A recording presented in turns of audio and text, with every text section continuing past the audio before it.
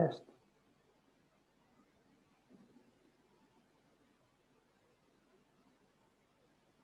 Test. Can you hear me?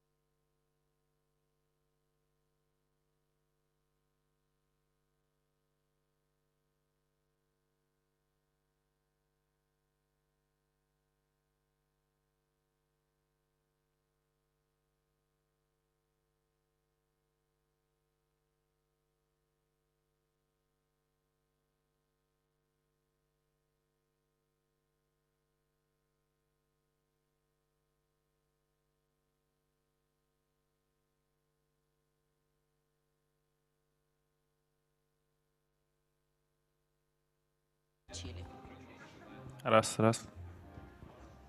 О, у вас... О, і у мене вже працює. Я всіх вітаю і дуже прошу займати свої місця. Colleagues, good afternoon. Please.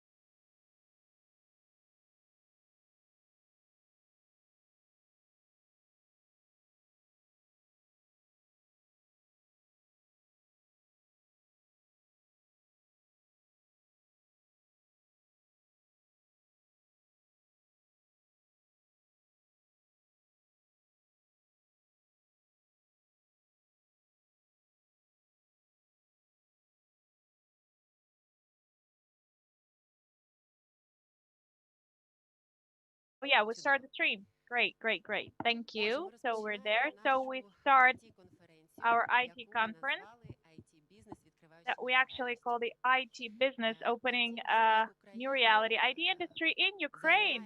Actually, if we take the quality of service provision, it's the fourth position in Europe and fifth position in the rating, the global rating. More than 1,400 service companies, 1,600, more than 6,000 tech companies, and we export. We have huge export. 50% of export goes to US, 36% to Europe, to Canada, approximately. So our specialists and experts in IT area, they are really highly demanded experts, even abroad. And still, we compete in international arena for our experts and for the clients, of course. As I mentioned previously, Ukrainian IT sector, out of all export, it actually comprises 8%, according to National Bank of Ukraine. It's for 2020, for the previous year, when you take the export volume and the incoming share. So they actually help us to fill the budget and our reserves. So what actually is the secret? What is the secret of IT industry? What has become a reason for us to get this tremendous growth. Imagine in 15 years, IT industry had 114 the indicator of growth. This is the growth. This is the increase of the industry. What are the advantages? What do we need to do for us to be the number one? And I'd like to present you our experts, members of the first panel of the conference. So Valery Krasovsky, CEO and co-founder of Sigma Software Group. Vitaly Sedler, CEO Intellius. We also have with us Yuri Antoniuk, Central and Eastern Europe EBA head, and IE Business School Professor Alberto Levy, and also Senior Program Manager, the Hug Security Delta, Bert Feskens with us, and Svetlana Larchenko, Head of Public Telco Transportation, SAP Ukraine. And of course, we'll have Petro Kolomyts, co-founder and chief business development officer, IdeaSoft. So I'd like to ask you, Valery, let's start from you. In your company, you have offices both in Europe and the US, so you travel a lot. How those people actually, those people in those countries, how do they perceive us? Thank you, Svetlana, for this question. Thank you for invitation. Thank you for organizing this wonderful conference. And a huge gratitude to EBA and our partners from Intellius. And yes, a lot of attention is paid to IT industry abroad in Ukraine because the pandemic definitely, well, it's quite a bad reason. It's a horrible reason for the digital to grow, for the projects to grow. But this is quite a serious push, a serious great stimulus for us to develop IT industry. About Ukrainian IT industry, I think that you've all heard of it. I can just repeat that $6 billion a year. It grows fast compared to other sectors, 25–30% of annual growth. So today we discussed the draft law, by the way, the Idea City draft law that actually is aimed to create the best conditions for the IT industry. Today we have the committee meeting. Tomorrow it goes further. So 10 years ago, even 15 years ago, Ukrainian IT industry was perceived by the Western countries as low-cost airline. And it was clear because our rates were much lower than foreign ones and Western ones. It radically changed. And in Ukraine, service companies, service enterprises, they create products for such brands as Boeing, Daimler, AstraZeneca, Horizon, famous brands, and they don't just work by outstaffing their programmers, but they have the full responsibility, the full ownership with project management, the whole circle, the whole cycle. And if European states, I do feel it, they still don't realize it.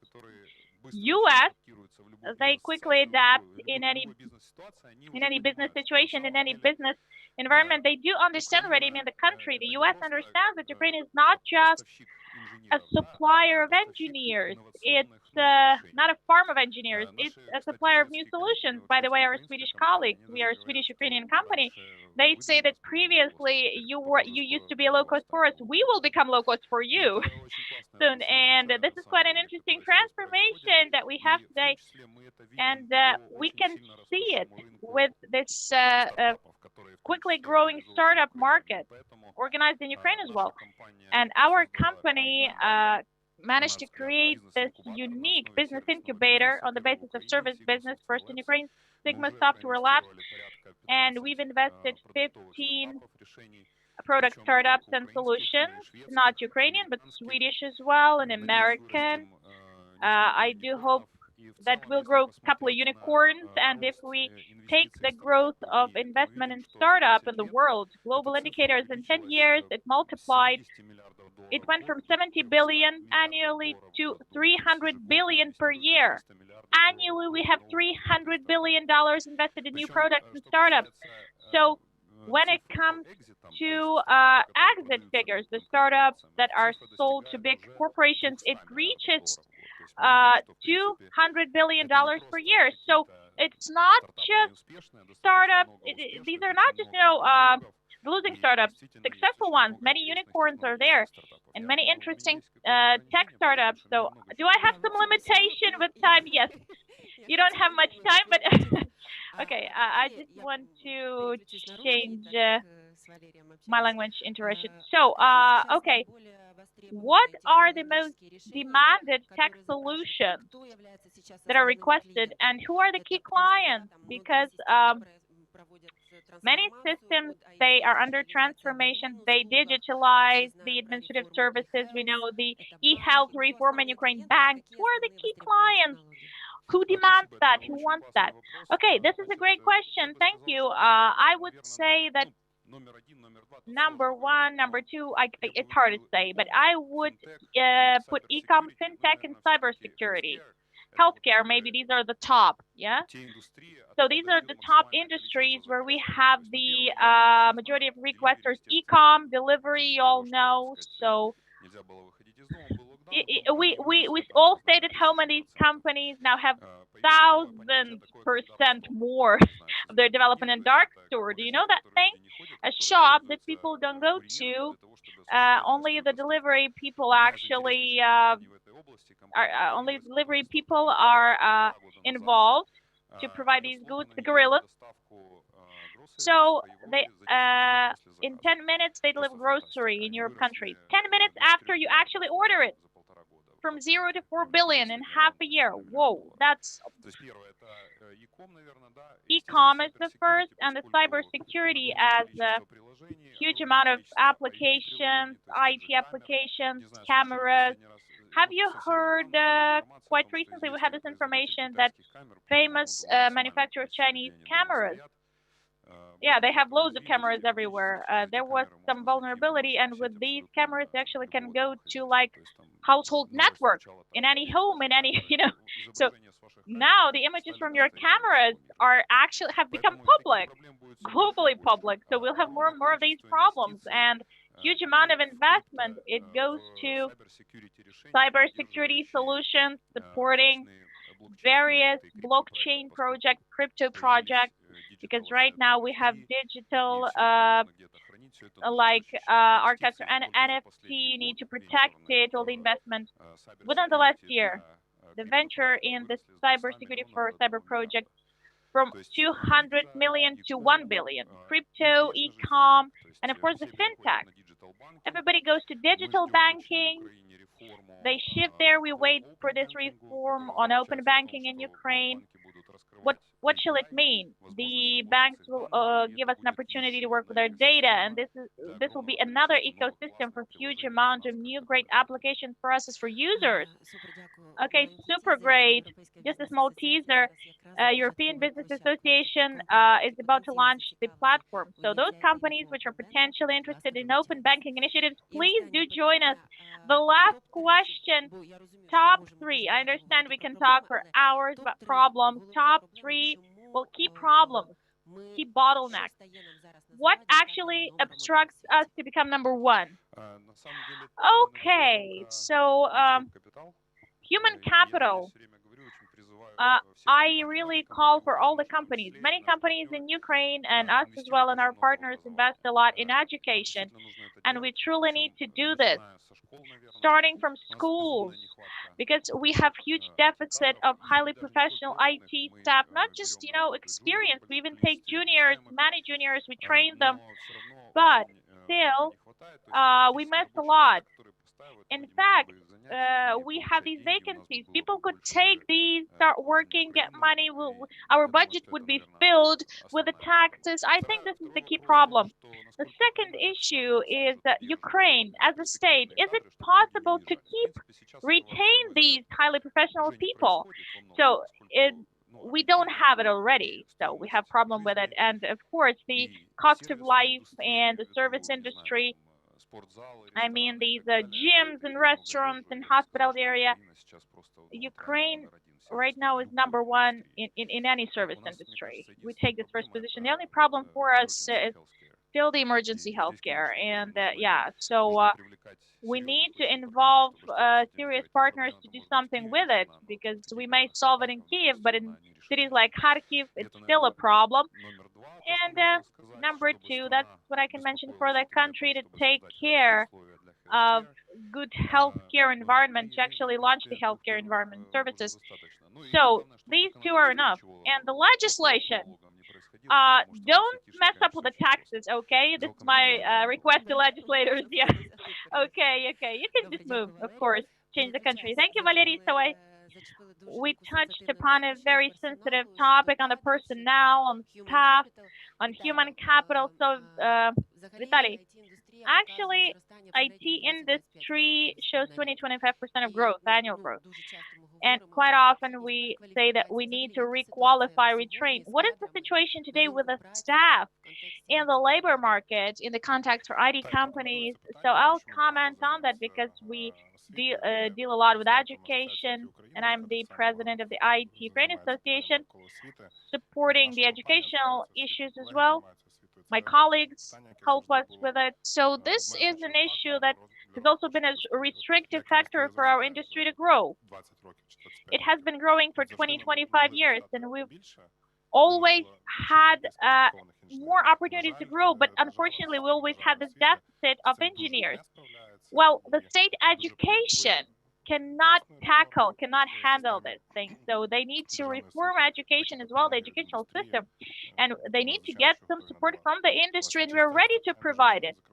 And this is truly important. We'll talk about this in the second panel about education, by the way. So in general, due to these processes that we mentioned a little bit earlier, because digitalization in the world is accelerating as a concept, as a process, in the world there's a huge demand for engineering services. If you take the world, the planet, we have three key regions, Central Eastern Europe, including Ukraine, Latin America. These countries work mostly for the US and Canada and Asia. And in COVID times, additionally to this huge demand for IT solutions, and we have a lot of problems in Asian region. India is a huge country with millions, let's say, of engineers, or millions even working in IT industry. And they slowed down the service provision process itself because the Indian infrastructure is weak. And they started providing fewer services comparing to the pre-COVID time. And this demand shifted to like Latin America and Central and Eastern Europe. And that's why Ukraine got this impetus, got this push. We had 25% of growth, but we can get 50 and 60 because of that, you know? The only limitation is about the personnel, the engineers. We lack people. This is the biggest problem for us today. Where can we look for the staff, actually? So we have internal trends and external trends. Internal ones, these are companies. In COVID times, everybody stays at home and works at home. For IT business, this shift to remote work, it was a very simple procedure. Within 1 week in Intellius, 1.5 thousand in 1 week, 1.5 thousand of engineers actually reshaped their working processes and working procedures, so nobody noticed it. Internal trends, what are these? Companies don't hire people where they have offices. In our case, we actually, when we had the locations in Ukraine, of course, wonderfully equipped offices we have with wonderful conditions, but in COVID times, we hire everywhere now. Not in Kyiv, in Kharkiv only, but in other countries, in Zhytomyr as well, in Uzhhorod. In Kherson, so basically we can hire people everywhere, and those are the inside trend when companies, especially the strong companies, they're going to the regions actively, and they're disseminating the availability of the engineers for their benefit. So this is the internal competition that we have, and the strong companies, because of this internal competition, they're also winning out. The external trend, a lot of Ukrainian IT companies, they're starting hiring people from abroad as well. As far as we're looking for the customers, us all over the world. So we're starting hiring people all over the world as well. For example, for us in Intelius, we're going to the Balkans, we're going to Baltics, we're going to the Caucasian region, we're going to Armenia, to Georgia. And it's really hard for us to hire people in Yerevan because we know how to work with the lockdown engineering. We know how to build teams that will be effective for our people. So on one hand, there was a crisis. On the other hand, it was an opportunity as well because Ukrainian business goes out of Ukraine and becomes more global, not only speaking about the global clients, but also on building up the global systems and global delivery. But there are some problems still in Ukraine, the availability of developers and engineers in Ukraine, and we can only resolve this issue by education. So we've created those conditions when people do not leave Ukraine. We have really good fiscal system that is effective. That is why the developers should not go to Poland or Germany or any other countries on one hand. On the other hand, we cannot attract people from other countries, from Asia or from Europe. They're not going to come to us because Ukraine is basically a country that is not the best country from the social point of life. So of course, we're trying to keep our domestic engineer through the improvement of education. Okay, but you're speaking about the regions and the internal competition, domestic competition. Speaking of regions of Ukraine, where is the harder to get people? We're evaluating the market. We're evaluating the market systematically because, as I've said, we have the 5 cities that are the most developed cities, and one of them is Kiev, of course. The biggest part of our market is 40%, is about Lviv and Kharkiv, the 2 big hubs, Odessa and Dnipro. So those are the 5 cities where we have thousands of engineers, and we have a lot of other smaller cities that we can also hire the developers as well. So speaking about harder or easier, that we do not consider that as in this way. So we're hiring people all over the world, but we're basically looking for people of the different specializations. Okay, but the companies are also competitive about that. Yes, that's the red ocean. Okay, but how you are competitive? You're improving your salaries to the people. What are the motivations and stimulus to be competitive over the people? There are a couple of drivers that would drive the engineers to join the companies. The salary is an important factor, of course. I think that maybe that's even the factor number one. An increase of the payment for the engineers from the beginning of the year till now was 20-25%. By the way, just as the market grows, the salary grows, the year is not yet over. So, the process isn't over as well. So basically, yeah, that's an okay situation. We're working with that. We're doing that as well. Our clients sometimes they are surprised by this kind of growth. They're not used to this kind of growth, but they understand the situation. We know how to explain that. And on the other hand, they have no other choice. We at least have people, unlike the other markets, to work with that money. So this is factor number one. This is the salaries. And factor number two, that what is different from the other regions, Ukrainian engineers are ready to learn, and so they really like to learn. So the companies that are really want to work, want to study, and Ukrainians are winning this out.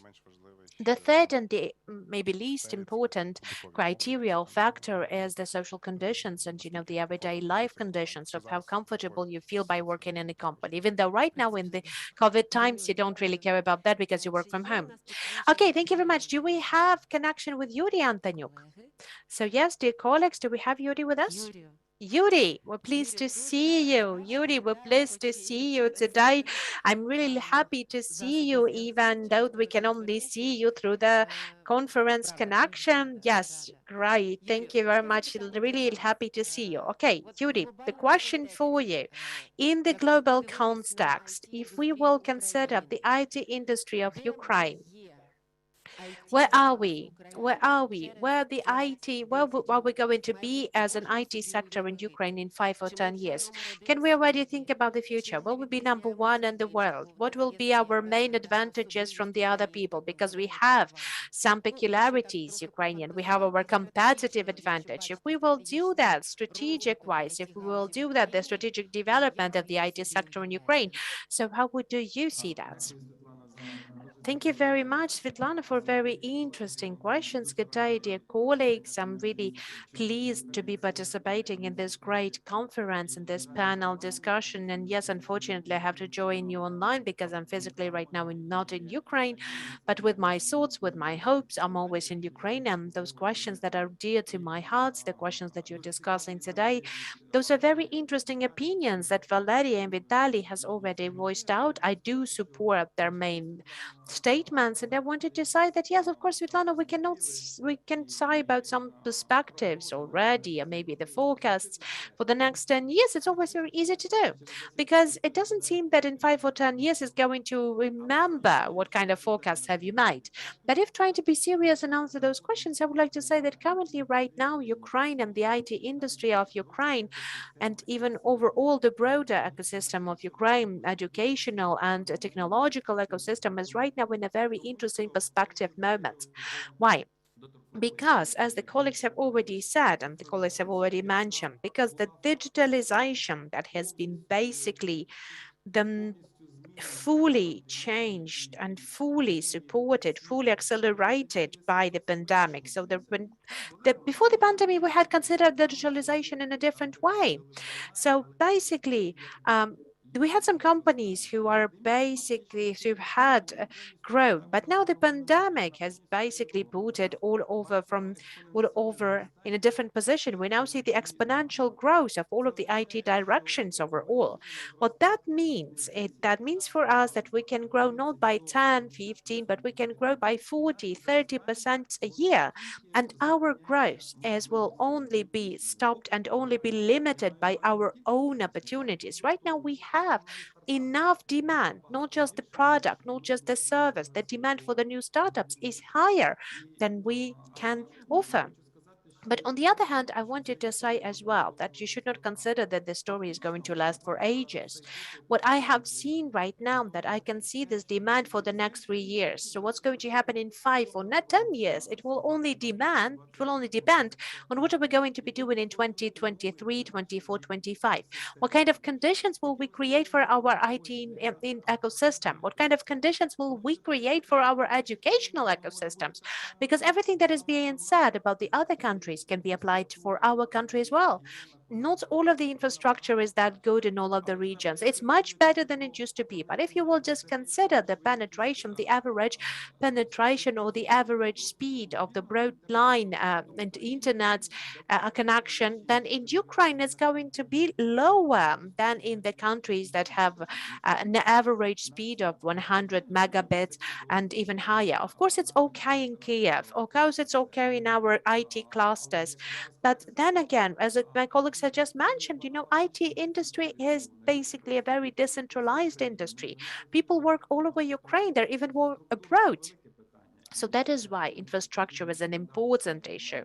So I am sure that we have to invest into that as well, invest into IT infrastructure because it's very important. The question of education and talents and human capital has already been mentioned, and we'll have a separate discussion about that. But I just wanted to mention that we should not think that IT industry is just about the software developers. It's just that about people who work with computers. But basically, and we have already seen that in the different examples from reality, it's not what's something that's going to be happening 5, 10 years later. Right now, the world considers Ukraine as the suppliers of the final decision and even the consulting services. So basically, we should think of building in the next few years of building a closed ecosystem for ourselves. So we wouldn't have it the other way, that we will have the business consultants who will resolve the global issues and then they will come back to Ukraine asking about finding an engineering team or whatever. Not even be mentioning that someone will come up for the developers or engineers and will provide it to them. We have to consider to have the closed full cycle from the business consulting to the strategic issues. It will not be possible to do that unless we invest into the development of the wide spectrum of the educational directions. Of course, we have to invest into the STEM education, first of all, but the business education, economical education, the healthcare, the technology education, it all has to be invested. with the help of digitalization, we have this idea, we have this opportunity to use this digital leap to support other industries as well. But the result will only depend on whether we'll be able to make this shift, whether we'll be able to improve the outsourcing service and industry. So those are the 6 or 10 billions that we will be responsible for. Will we be able to scope it to scale it up to other segments as well? Will we be able to go to the life science? Will we be able to create the industry that connects it to this high technologies and the space technologies as well? We have all of the needed prerequisites to that. And it's much harder than just to launch some IT startups. Because basically, in order to do that, we need to have the number of talents that have been working on those directions as well. But I would like to say that unfortunately, the STEM education is not considered to be the most prestigious in Ukraine. We still see that we have law professions as the most perspective direction right now. And yes, I do support the colleagues who are choosing this direction and this path. But if we would like to see us at the leading position in the next 5 years, not just where we are in the position 50 or 49 in the overall technological innovative directions, that we have to invest into the development of our domestic market. And we have to invest on the development of the startups that are not only concentrated on the IT direction, but also on the technological directions overall. And another moment, considering technology, that stops us as well. We cannot reach all of those successes unless we recode our legal system as well. If we were not changing our legislation for the better, if we're not changing our rules and regulations for better that are responsible for the development of industry. Yes, of course, the IT industry is in a very good conditions due to the fiscal pressure that is not really high, due to this very openness to decentralized work and remote work, but still, we have a lot of other opportunities that we are losing out at this very moment. So yes, I would like to say that on the case of legislative support, and I do hope that maybe that the European Business Association is going to support us in this as well, we need to provide more support for the ecosystems overall, the ecosystem for the technological and IT developments. And I am sure that we will be able to see Ukraine among the 20 best technological and highly technological, high quality technological countries. That is something that we can reach, but only if we will be persistent, only if we will not destroy what we already have. But if we're going to be broadening and providing the high Q technological directions, and if we will developing the education. Yuri, thank you very much. Thank you very much in a broader sense, because you have given us the overall outline of this question. Thank you for that. And there is another moment that I wanted to ask you as well, but you have already answered that we have all of the prerequisites available for us. And the IT committee of the EBA is also taking all of the needed efforts to develop the sector and to support this sector in the context of legislation, also to have a very active position on that. So thank you very much. I do hope that we'll be able to see you not just online. Okay, but right now I would like to pass the floor to Professor Alberto Levi from the IE Business School, because we have been already speaking about the trends and we have been talking about Ukraine and Ukrainian IT and its perspectives. But what I wanted to ask you, Professor Levi, if I may, is like speaking about the new technologies that will have some, so what will be the trends for the next 5 or 10 years? If you are with us already, if you're ready to answer. So please, yes, we can see you on the screen right now. Hi. My question would be, what would be the mainstream trends in IT industry in 5-10 years? How do you see the further development of IT globally? Thank you. Thank you. Thank you very much. Let me get the audio down, just adjusting my screen here. And I would like, if you don't mind, I'm gonna share some screens and try to answer that. I'm gonna share my presentation. So I think so, yes. yes, so let me get this and make sure that we have everything right. So I assume you can see my screen. Am I assuming? Yes, we have it. Yes. Okay, we see it. Perfect. So yeah, let me start. And hello, Ukraine. And I'm really sad I cannot be there today, but I'm happy that I can share some thoughts, and I'm learning a lot with you. So I'm going to talk about those global trends, technology, and customer behavior. Okay. So let me start with this. So this talk is going to be about trends. And among so many trends, I decided to put them into 3 mega trends: the reset, retouch, or retech as technology, and impact, right? So you're going to start with reset. And so I have a question for you. What day is today?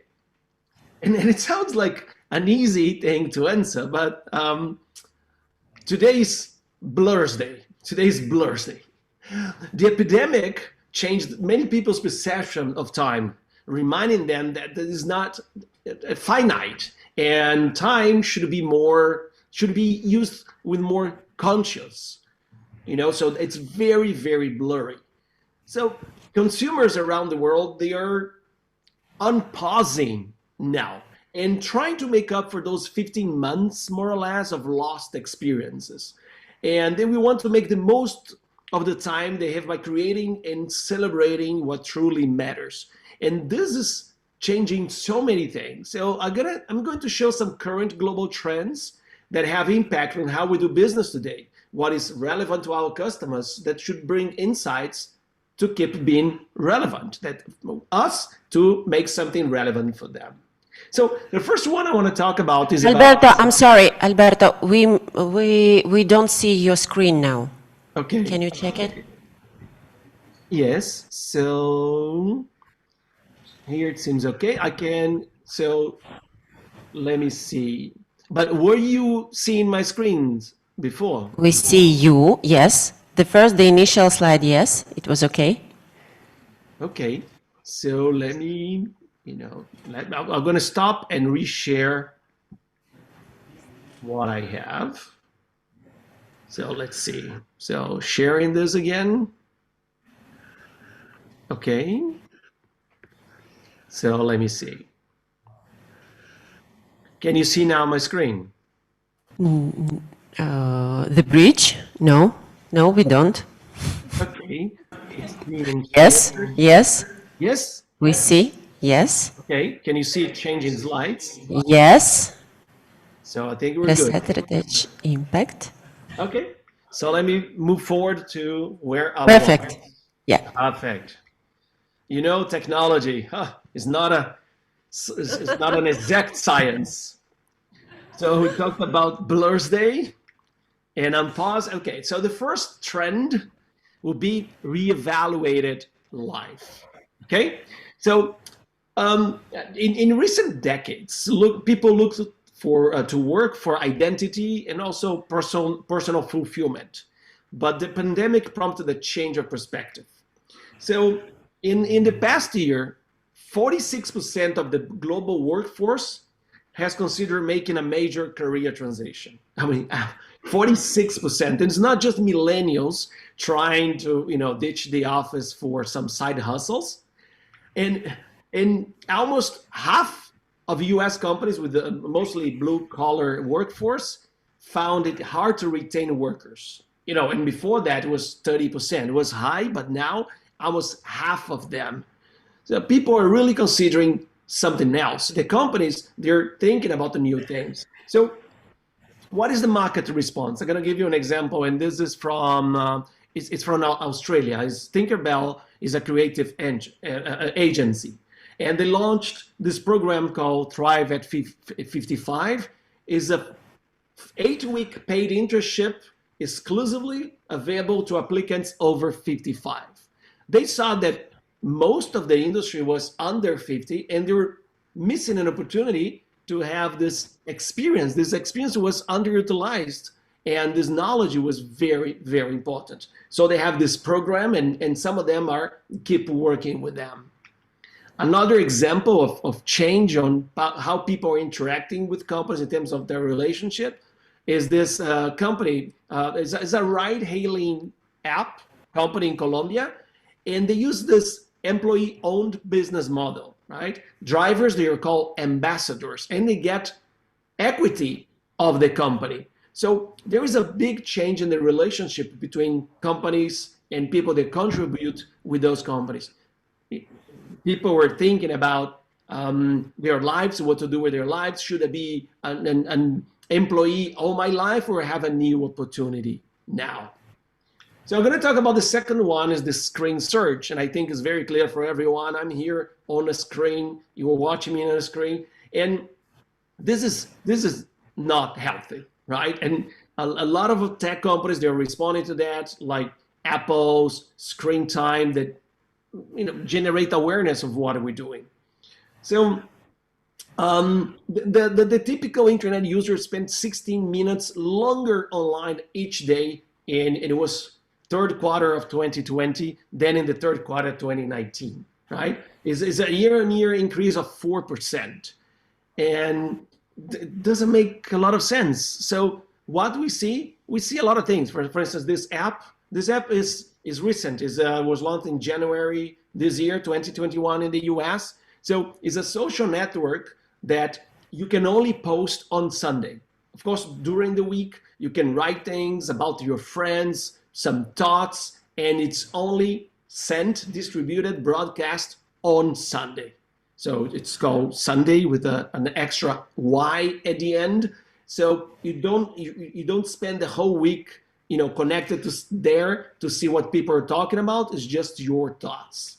Another example that I liked, it was recent in Earth Hour 2021. This was in Oman in the UAE. Pizza Hut, there's an app, you connect to the app, and then you show that you were offline during the Earth Hour. And so you get free pizza for doing that. So they encourage households to unplug and embrace the moment. And they give back, they give away pizza for that. So this is the first part, a reset. We're resetting, companies are resetting, IT companies are resetting, consumers are resetting. And so what technology is doing for this? So retech, how we're redesigning technology to respond to changes. And the first important trend for me is tech privacy, right? We see brands, major brands, technology brands, prioritizing consumers' data privacy. So it's not just the GDPR as something, being pushed to people. Consumers, you're thinking about this. The first example is a home security camera. It's a concept by Adam Shen. And what he does is that maybe some of us, I have some of those cameras at home, and the camera is there all the time. So this concept is that you just pass your hand on the top of the camera, and the camera it goes physically to inside the shell. So it really it's concerned about your privacy. So for sure there's not a camera in your house, because how does it work today? There's an LED on when the camera is on, but really, how can we know that? So the security camera is a response to that. And I don't know if you heard about the Invisibly. Invisibly allows people to license and monetize personal data, because today a lot of people are using our data and we don't even know.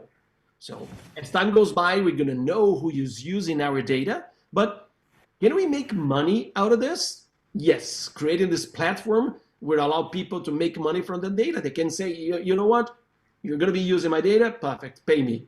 Or if you don't pay, don't use my data at all, and don't try to convince me that this data is going to make my life better, because this is how this whole thing is pushed to us.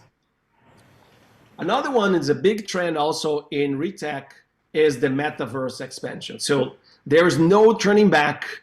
Metaverse, if you're not familiarized with this, refers to a virtual reality space in which users can interact with a computer-generated environment and with one another, right? And tech companies are racing to develop the potential of those digital spaces with emphasis in social life, culture, and brand presence, right? Play to earn, anyone? If you're not in play to earn, you're missing something. Go and play to earn. You know, if you don't have your farm going on, you know, if you know what I'm talking about, you're gonna know what farming is. But so an example, and so this is some sneakers, and this is from Atari and people from Artifact, RTFKT. They collaborated in a pair of virtual sneakers, and it's a limited NFT Atari themed fashion series, right? So this is so cool, and you can use this in the Decentraland, in Sandbox, in Atari Metaverse. So we see a lot of collaborations now between, you know, fashion designers, tech companies, and in many ways. So we're gonna have all this really cool apparel being designed, and they have some clothes that are really cool, and you can use this. Some of them you can use in the real world and also in the virtual world. And talking about the Decentraland, right? And it has this concept of virtual real estate, and a lot of people is doing this, and based on NFT, and now you can exchange things, and this is going to be more and more elaborate. You can buy some apparel. Remember, there were some old technologies before that, but the Decentraland is really going up. And the third one, I'm going to show you a video, and it's really cool. You might have heard about this, Second Earth. It's a short video. Let's watch this.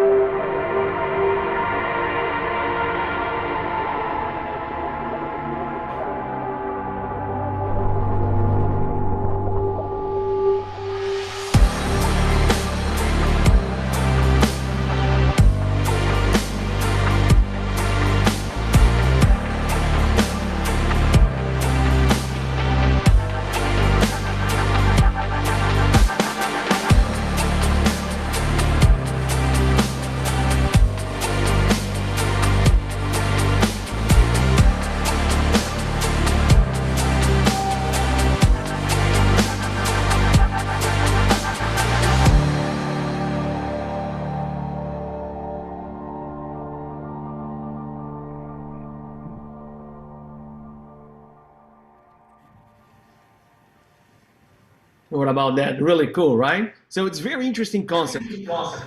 And it's a metaverse between virtual and physical reality, which real-world geolocations on a section map correspond to user-generated digital virtual environments, right? It's built on top of Mapbox technology, and you can buy Earth, pieces of the Earth. So of course, if they're like a famous landmark or something, it might be more expensive, but later you're going to be building things on top of that. So the third one in this trend is the biodegradable tech.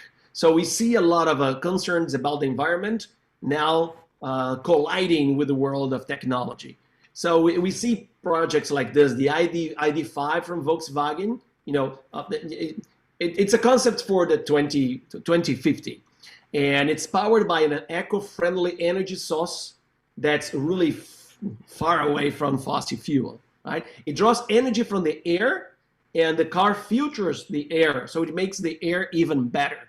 And of course, part of the cars are with biodegradable components, as we see now, like Incipio is doing this using organic core. It's 100% compostable material, and even computers now, like the Abacus, is a desktop PC that it's biodegradable. So we're going to see this collision of worlds happening more and more.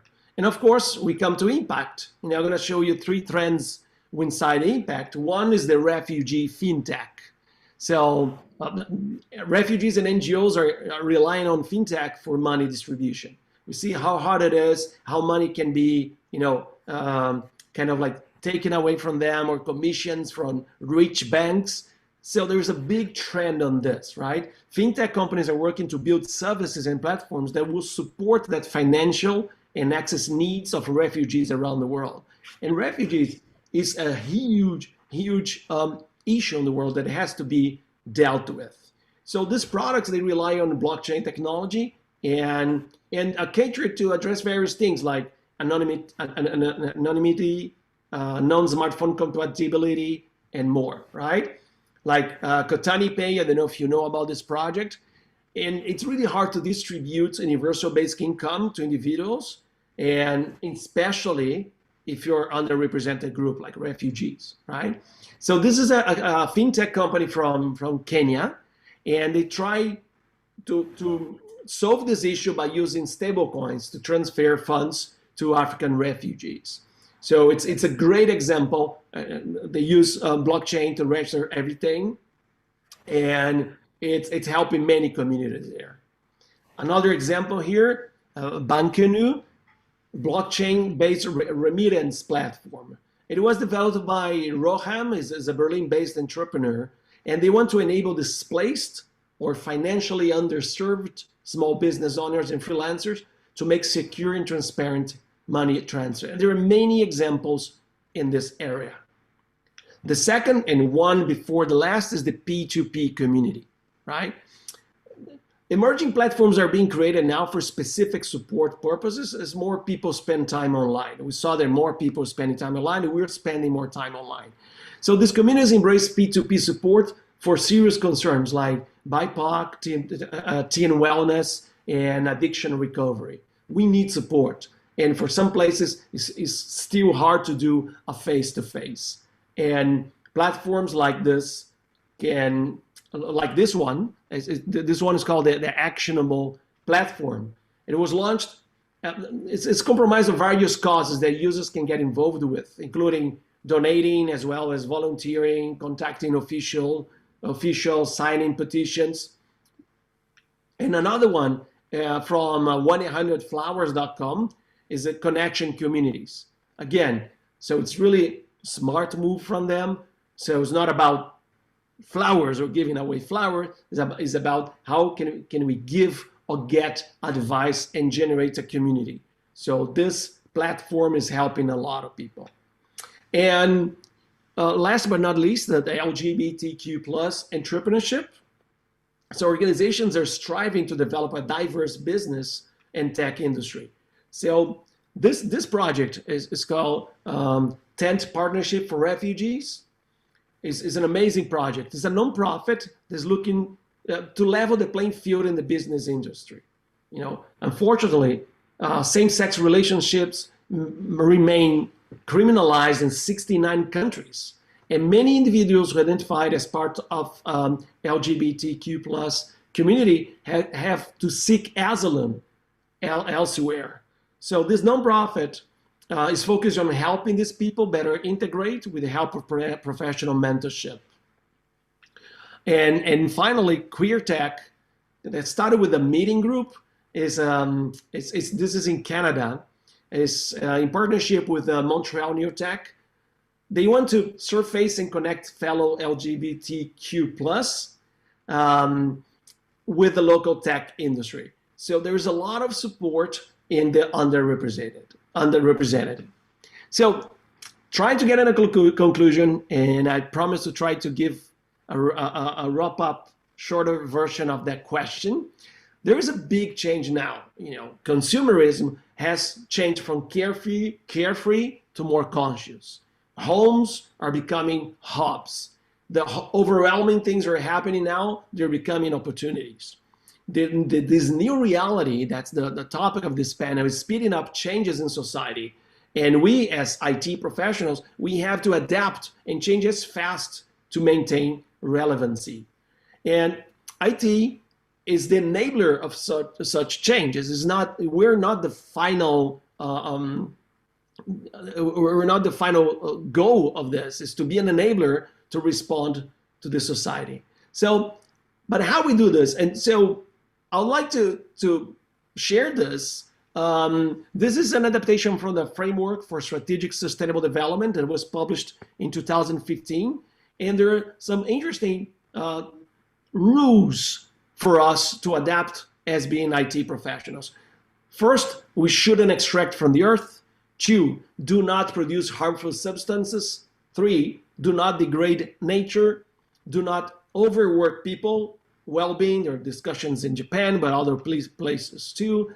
Everyone's voice matters. We have to talk about inclusivity. We have to people to self-develop, the whole empowerment thing. Do not discriminate. So to talk about fairness and justice, and also to celebrate diversity. So thanks for listening for this presentation, and I'm happy to Thank discuss a you. little bit more if you allow me. Yes, Alberto, thank you very much for sharing these insights and new trends. Actually, we are slightly out of time, but I have one question.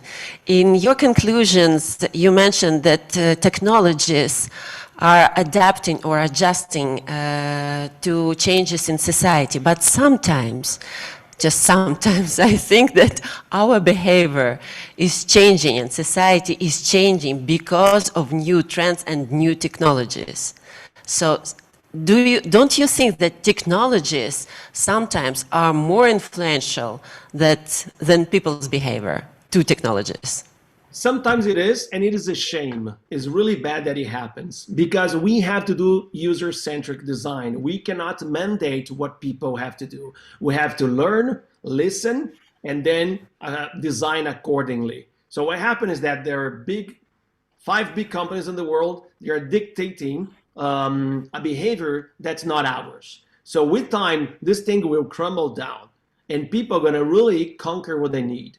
And we're doing this also distributing the power of development. It's not just 5 powerful or 6 or 8, you can number them, that are going to dictate this. You know, power to the people, and we're going to be the engine before this power. Thank you so much. Okay, Alberto Levi, professor, thank you, and we are moving on. Зараз я хотіла передати слово нашому наступному експерту. Now I'd like to pass the floor to Bert Feskin. He is the expert on digital security. Bert, are you with us? I'm with you. Hello, good afternoon. Hi. We know that you are consulting as well the Ukrainian government in terms of e-security. So would you share maybe some, not insights of course about the technologies they use, but the overall situation with electronic security, digital security in our public administration sector? Sure, and we have previous made connections with the Ukrainian government, amongst others. We are the Dutch National Security Cluster, so we mainly focus on the Netherlands. But I think I want to start with adding maybe a point. I thought Alberto's final list was really interesting. Yes, okay.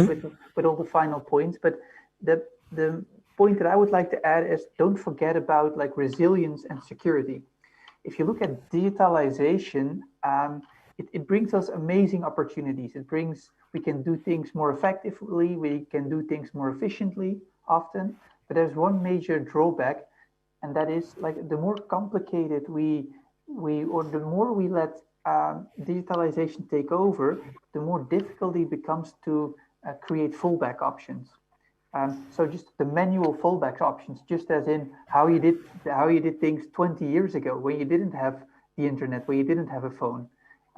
So we are becoming much more reliant also on these digital platforms, on these digital technologies, which does bring in risk. So it's good to realize that there is definitely some advantages of that, but there's also some things that you need to take into account, and therefore you need to look at security. And what I would like to emphasize here is also a point what I think Yuri made, like, was on ecosystem development, because that is where I come from. I come from an ecosystem perspective.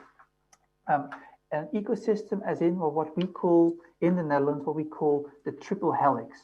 And the triple helix for us consists out of the government, industry, and knowledge. And that's mainly universities or applied research organizations. By combining these three within one ecosystem, you can really come up with these sustainable solutions, sustainable, secure solutions, really solutions that you can develop that are ready for the future, but is also resilient towards the future. And I think an important aspect of that is sharing knowledge, sharing your expertise. I think it was already mentioned a couple times before. There is quite a significant lack of people who actually have strong knowledge in this. We're constantly looking for new people, but then let's keep sharing the expertise that we do have. Let's share it amongst ourselves, and then it really. I'm not talking about like sort of an R&D perspective. I'm much more talking about a pre-competitive learning aspect of sharing best practices, sharing knowledge to all grow together. Like I think with when you have like a 35% annual growth, I think it's much more possible to then also look into ways of growing the pie together. Let's so to say, instead of constantly having a competition on the current pie. So let's share knowledge, let's share expertise that we have to get new people involved, but also to not invent the wheel over and over again. Like so, for example, a lot of things in Europe, in the US, in Ukraine, a lot of really amazing things are being developed. But if they are being developed in 5 different places in the world, it will be such a shame, I would say. So I think sharing knowledge and expertise is a very important one. And that also not only leads to just like talking, it should also lead to like new innovations. If you, for example, look at the topic of more security, and which is in itself is also a very large sector when it comes to digitalization. Often the government is the main purchaser of security. What they do not have the expertise of what is available in the market often.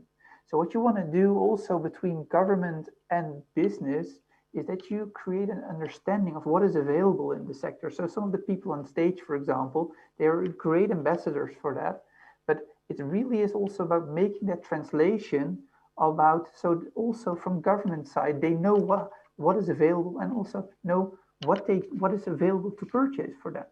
And it's not only a one-on-one relationship, that's not what I mean. It's more of a broader understanding of what is available. Same for the business side. The more they understand what the needs are of end users, like the government, the better it becomes, the easier it becomes for them to effectively spend their R&D funds on creating the right products and right services for this. So those are the type of things really in an ecosystem perspective, keep working together. And then you also come to, of course, people, human capital development, and there also the universities come in place, schools come in place. You need to like start like working together also when it comes to curricula development at universities. What you want to do is you want to have the people that are in the field from those companies, you want to have them in front of the classroom. If you set up a curriculum on digitalization 1 year, it's probably going to be already outdated the next year, right? So you want to have those people that are up-to-date knowledge, you want to have them in front of the classroom. Same for security, same for digitalization in general, but this is a very important one. And I think the final one that I want to mention here is that of capital. So sure, like if you want to grow as a company, we come across many amazing companies, also from Ukraine that have amazing ideas. And for companies in general, it's often difficult to overcome sort of the valley of that of a company, of a startup, and that often has to do with finding the right funding, finding the right help in growing your business. So also like a lot of I think it's very important to have attention for that as well. It's not only money per se, but also money and also help with how to establish and grow your company, mentorship basically. I think that is a very important one. If I may add one more thing, it's more of an approach that we have chosen in the Netherlands, and I know that, of course, from a cultural perspective, it's always difficult to just to tell something and without saying, well, this is not probably not going to be a copy paste for Ukraine, but hopefully, or maybe it is a copy adjust paste, and then you can maybe use some of it. But what we're working on in the Netherlands is cyber resilience centers. What we've seen is that also in supply chains, for example, the agriculture supply chain, it's the supply chain itself is very important. What we've been doing is that we've been helping the supply chain, key representatives from that supply chain, in setting a baseline level security assessment for the sector as a whole. So not for individual organizations, we really look into what is the approach of this, what is the status of the sector currently. Really helps to also, first of all, to organize the network, because you speak with a lot of people and you all make them aware of, hey, what we're working on and what cyber resilience is an important aspect. Second of all, it helps in creating an understanding on where you can really help some of the key players within those supply chains. So to give you an example, many small farmers, the son or daughter is managing the computer, right? So, and it's not often not an IT organization, but it's just a small private company. And at the same computer, probably the son or daughter is downloading videos and doing whatever on the internet. So those type of organizations, those small businesses, you want to take them under your wing and help them first of all become cyber aware, because they're often not cyber aware. They're not aware of the risks that they are facing. And second of all, to become cyber resilient. And in the Netherlands, it's often the case that we sort of have the 10 rules for cybersecurity. You want to go beyond that. Because then otherwise you're only perceiving it as a threat, and then as a cost, as a threat, and then it's already very difficult to get people along with you. What we want to do and what we're doing is helping also these smaller businesses in taking them under our wing and helping them, first of all, to get an understanding of the potential impact for their company, and second of all, making use of practical tools in getting them to the next level as it comes to cyber resilience, to really helping them grow in this aspect. And what that also brings as a supply chain as a whole, a large organization in the supply chain is reliant on all these small organizations, right? So also a large organization can play a very important role in this. They can play a very important role in bringing those all these smaller organizations in within the group in which we do this. So we don't do this on an individual basis, but normally with 10 companies at the same time. But this is a really effective way of getting organized, first of all, for these large organizations securing their supply chain, and third of all, also just helping each other raise our cyber resilience. So that's it from my side. Thank you so much. I'm so sorry I had to interrupt you, but we are slightly out of time and we have 2 more speakers. Thank you once again for your valuable input. Сейчас хотела переключити. And right now, I think that I would like to switch to a slightly different discussion on collaboration with the state bodies. And I would like to go back to Svetlana Marchenko from the SAP Ukraine, because their company, together with the other partners, they have supported us with the introduction of the first digital index of the European Business Association. This index that has been on the level 2.81 out of 5. So this is low lower than in the neutral level. And among the other different indicators, the company have mentioned that they have evaluated their own readiness to digital transformation quite high, but they have averagely evaluated the readiness of the state bodies and the overall readiness of the administrative infrastructure to do that. How do you evaluate the situation, speaking on the readiness of our institutions to digital transformation? Because has been a lot of things have already been done in the recent times, the DM, the digital medical leave, we don't have no labor books already. So there's a lot of things that we're still lacking as the businesses. Svetlana, please. Yes, thank you very much. Thank you very much, Svetlana. Thank you very much for inviting me to this initiative, because our company has been already calculating the digitalization indexes for our clients. So that has been a very interesting practice together with us. So what it is that we're lacking, maybe I can speak of our experience as an SAP company. So what I really wanted to outline that quite recent trends, if we speak about the level of the state and the Ministry of Digitalization, there was a really good movement towards the digital service introductions. But as it always goes, in most of the serious things, the human factor plays the most important role, even though there is this idea of automation and robotization that everyone is heading to in order to get to the real time of business making, as it has been mentioned already by my colleague today.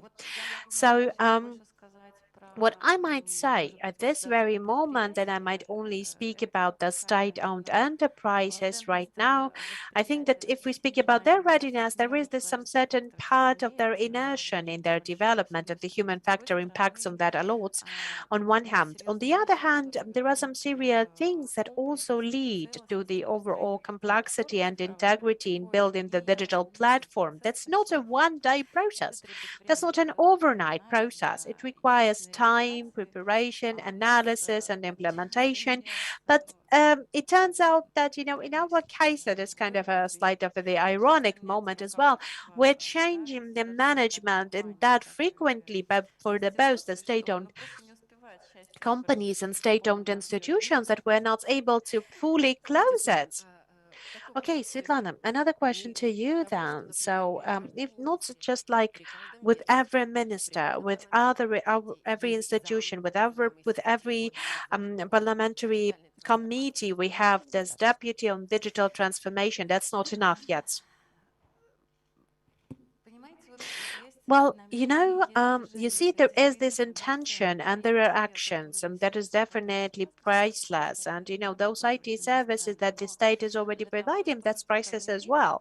And that's very good as well. But in order to introduce something, and my colleagues have already mentioned that as well, in order to offer something, you have to study something in the as much as possible. You have to study all of the ecosystems.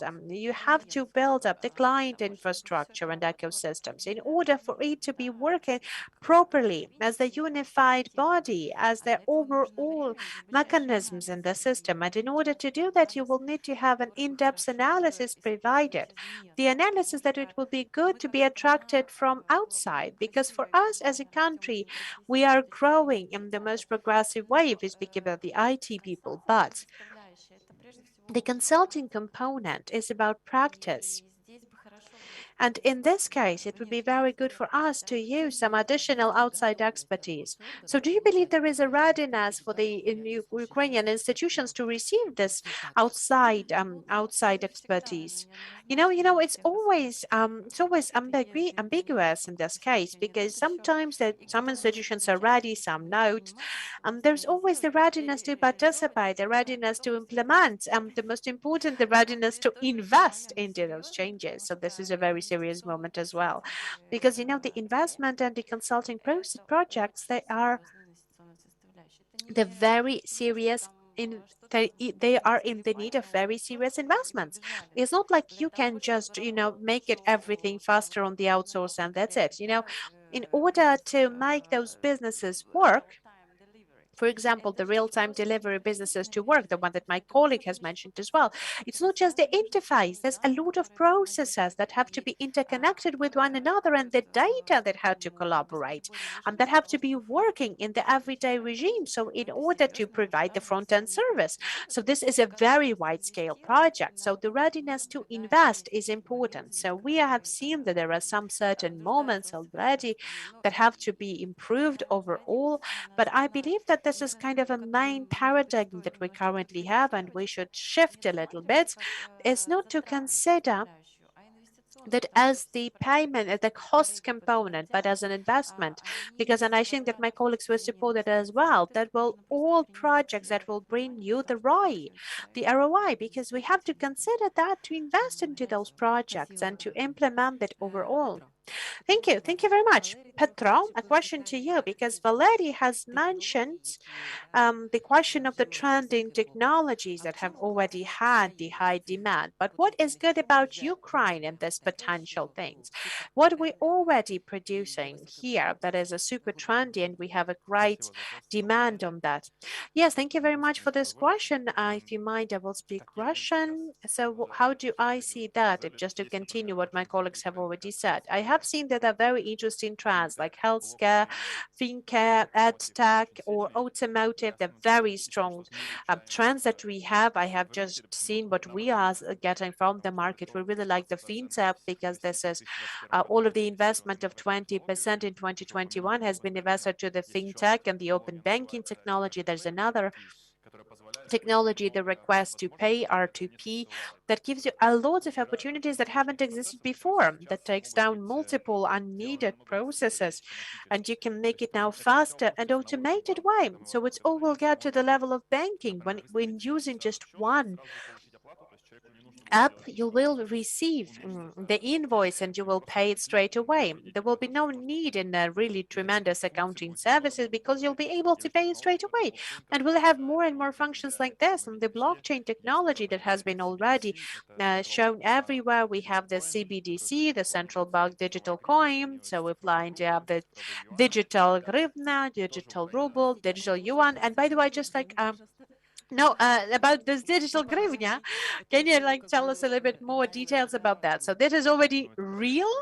Well, this is the one of the projects, and I know that on the level of the ministry, it is being discussed and implemented. So as far as I know, our people from our team has even helped out with the legislation and this kind, but it's still a long process because the banks are not ready to do that. There's not a single country like that.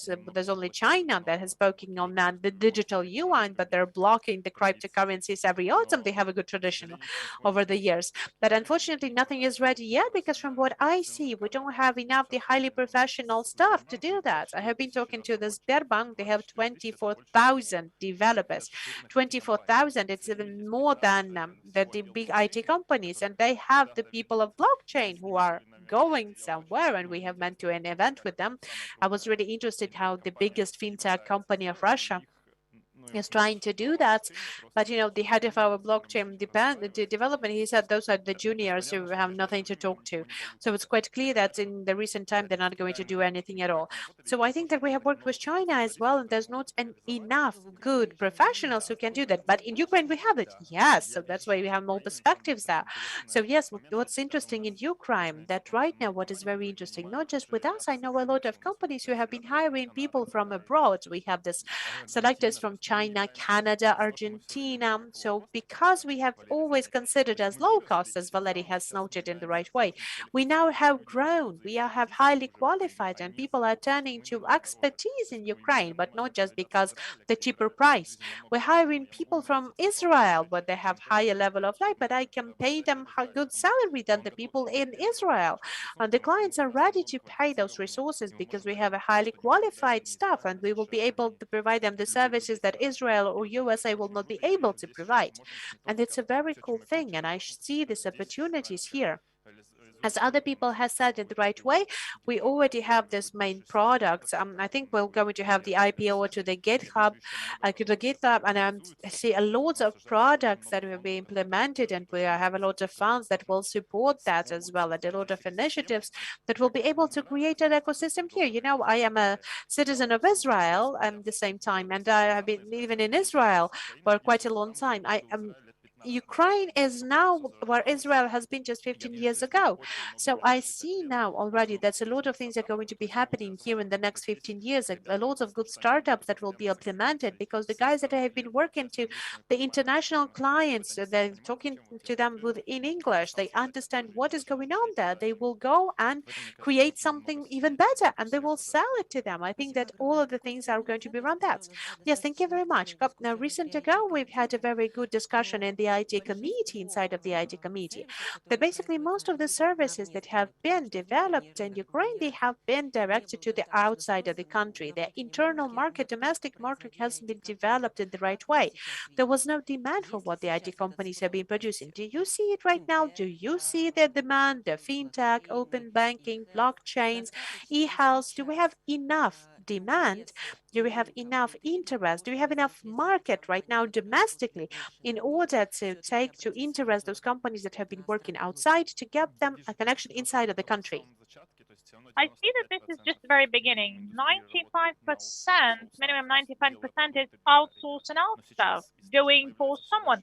But today we have more and more startups emerging, and those who come out of startups, they understand that yes, we can do it. In Israel, every third one has a relative with a startup, successful one. They know how to go to ITO, and they'll tell you how to find an underwriter and the roadshow to be launched. In Ukraine, we have no specialists at the market. And today I have Ajax, for example. I can see them hiring good advisors, and they tell how they go to IPO.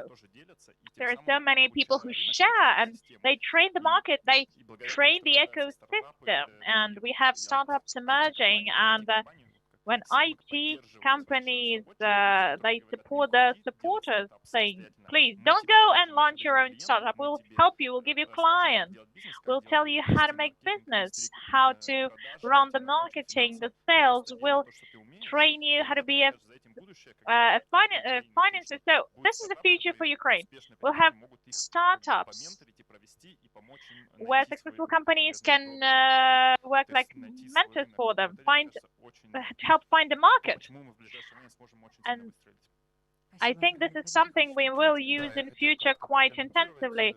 Just a short comment. So what Petro actually mentioned, we're building an ecosystem where service product companies, they interact perfectly, because our clients, they expect to get some added value from us, and Ukrainian companies, they give it.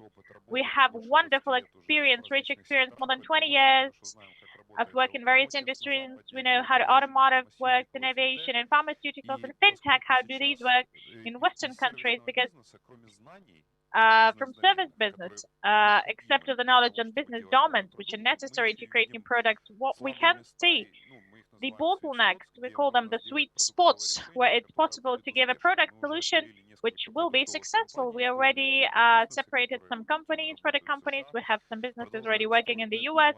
We continue building this venture builder program, so startup ideas and products which are emerging within the existing business. And I think that this is the future. Will definitely help to build it. And I am so sure, well, Israel, they call themselves the startup nation. We'll have more startups than Israel does soon. Okay, colleagues, we're almost out of time. Unfortunately, we have no question and answer session opportunities. Please do use the opportunity of the coffee break to talk. And colleagues, huge gratitude to you for sharing your insights. And of course, our experts who actually joined us from various parts of the world. I do hope that next time we'll have even a more intense audience and a more extended audience, and we'll talk about the practical implementation of the trends we mentioned today. Stay safe, ladies and gentlemen. Thank you. And we finished the first panel. Thank you so much.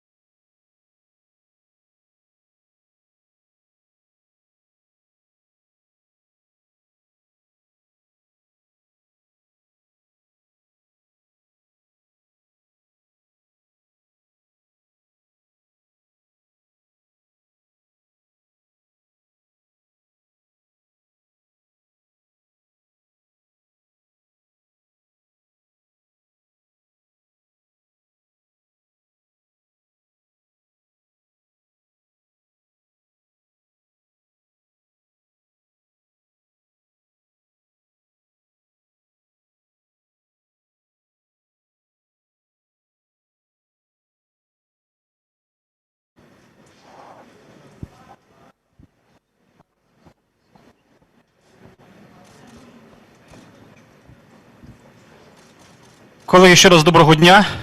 Ми починаємо другу панель нашої сьогоднішньої. Good afternoon. We actually start the second panel of our IT conference, IT Reality Conference. One of the key panels for today because we talk about education. And before we start the conversation, I really want to present my panelists and introduce myself. The hall is filling and we're about to start. So, Mr. Valery Sedler, CEO Intellius and President of the IT Ukraine Association, Vitaly. Also, we have Taras Kitsmey with us, SoftServe co-founder and board member, please. He launched so many educational projects. Eduard Rubin, owner and chairman of the board, TELUS, has a lot of experience in high school management and higher educational establishment management. Also launched many projects. Alexander Bornyakov, Deputy Minister of Digital Transformation. Andrei Yavorsky, your Global Logic.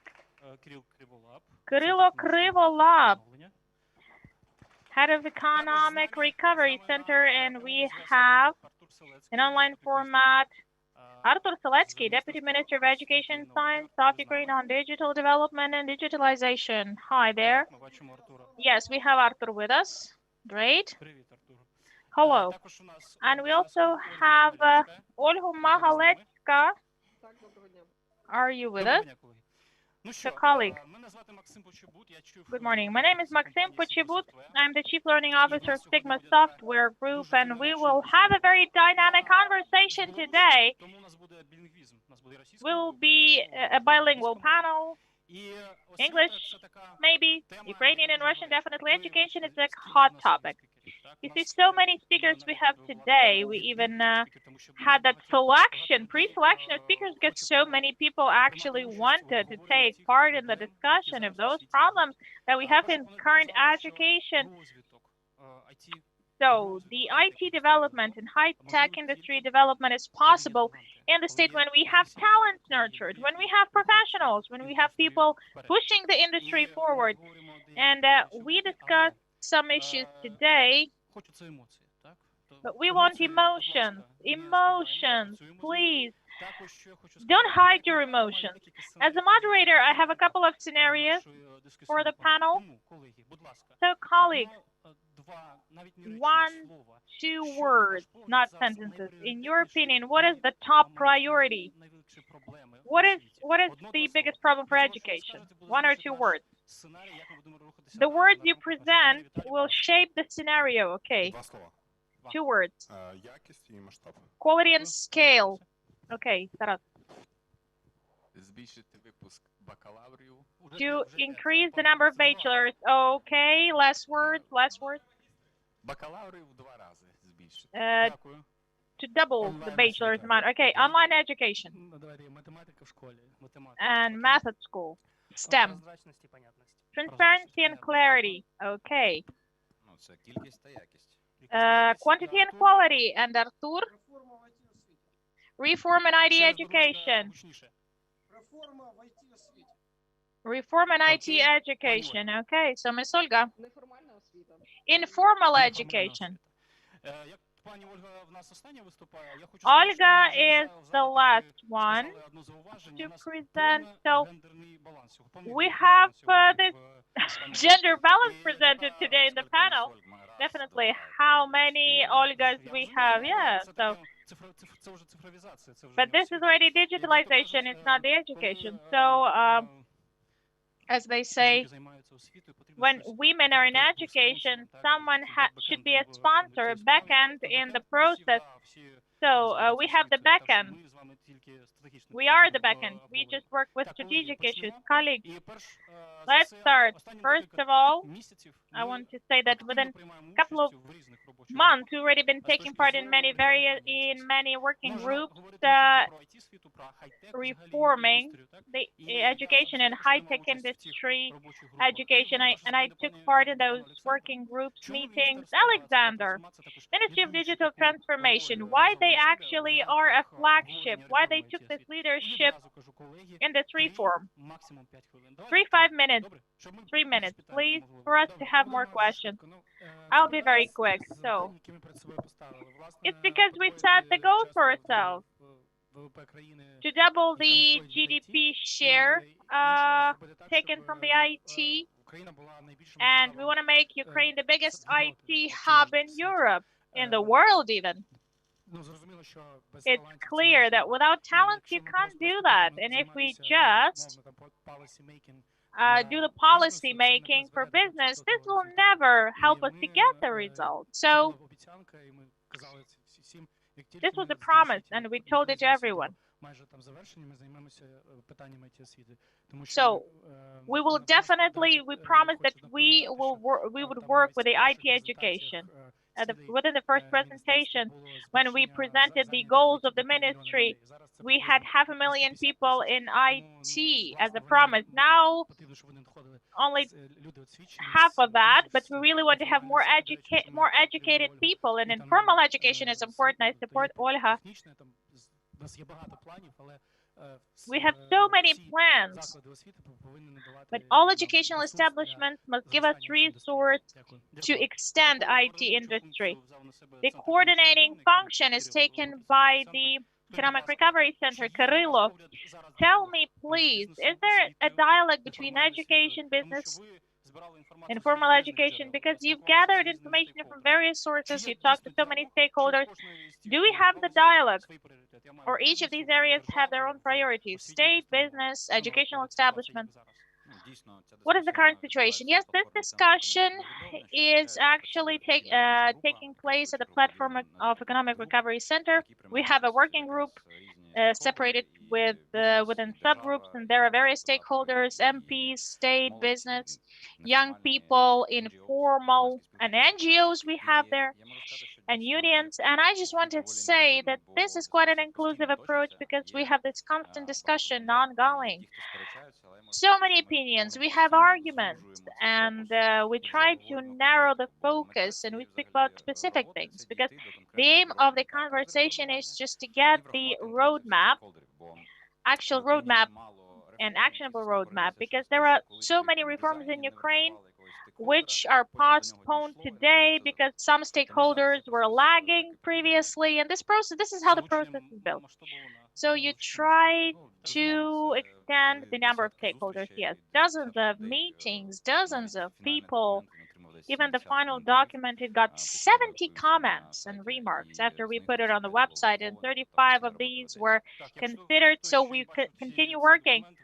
If you haven't seen the paper, it's there in free access. You actually may provide your proposals to the center. The next question to Mr. Artur. Within 7 months, we worked, we have certain achievements, and it's also public with the priorities. From the standpoint of the ministry, what is the most important out of these steps?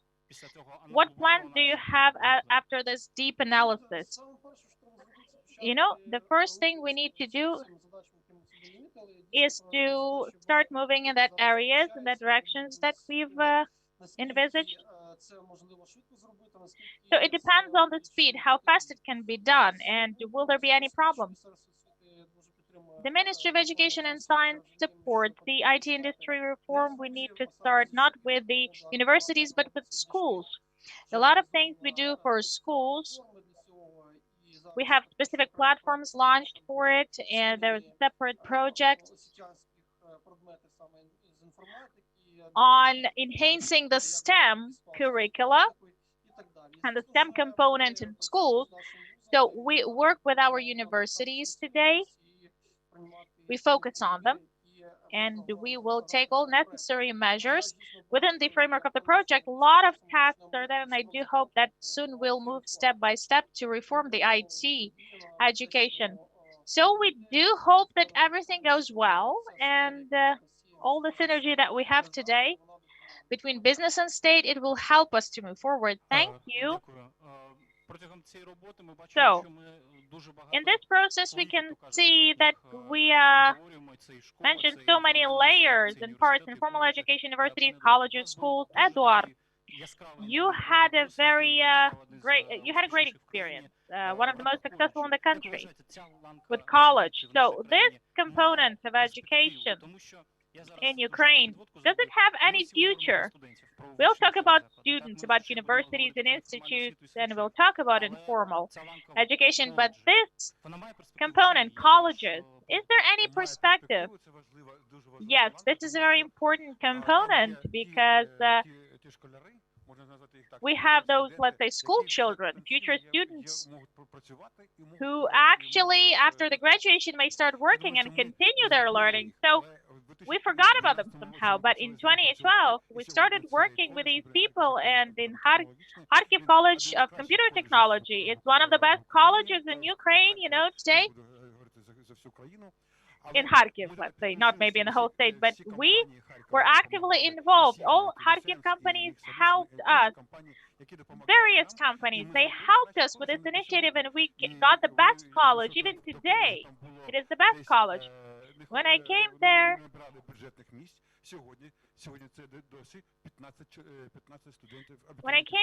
they had no budget funded places, but today they do have at least 15. Can we scale it up for the national level? Yes, it's possible.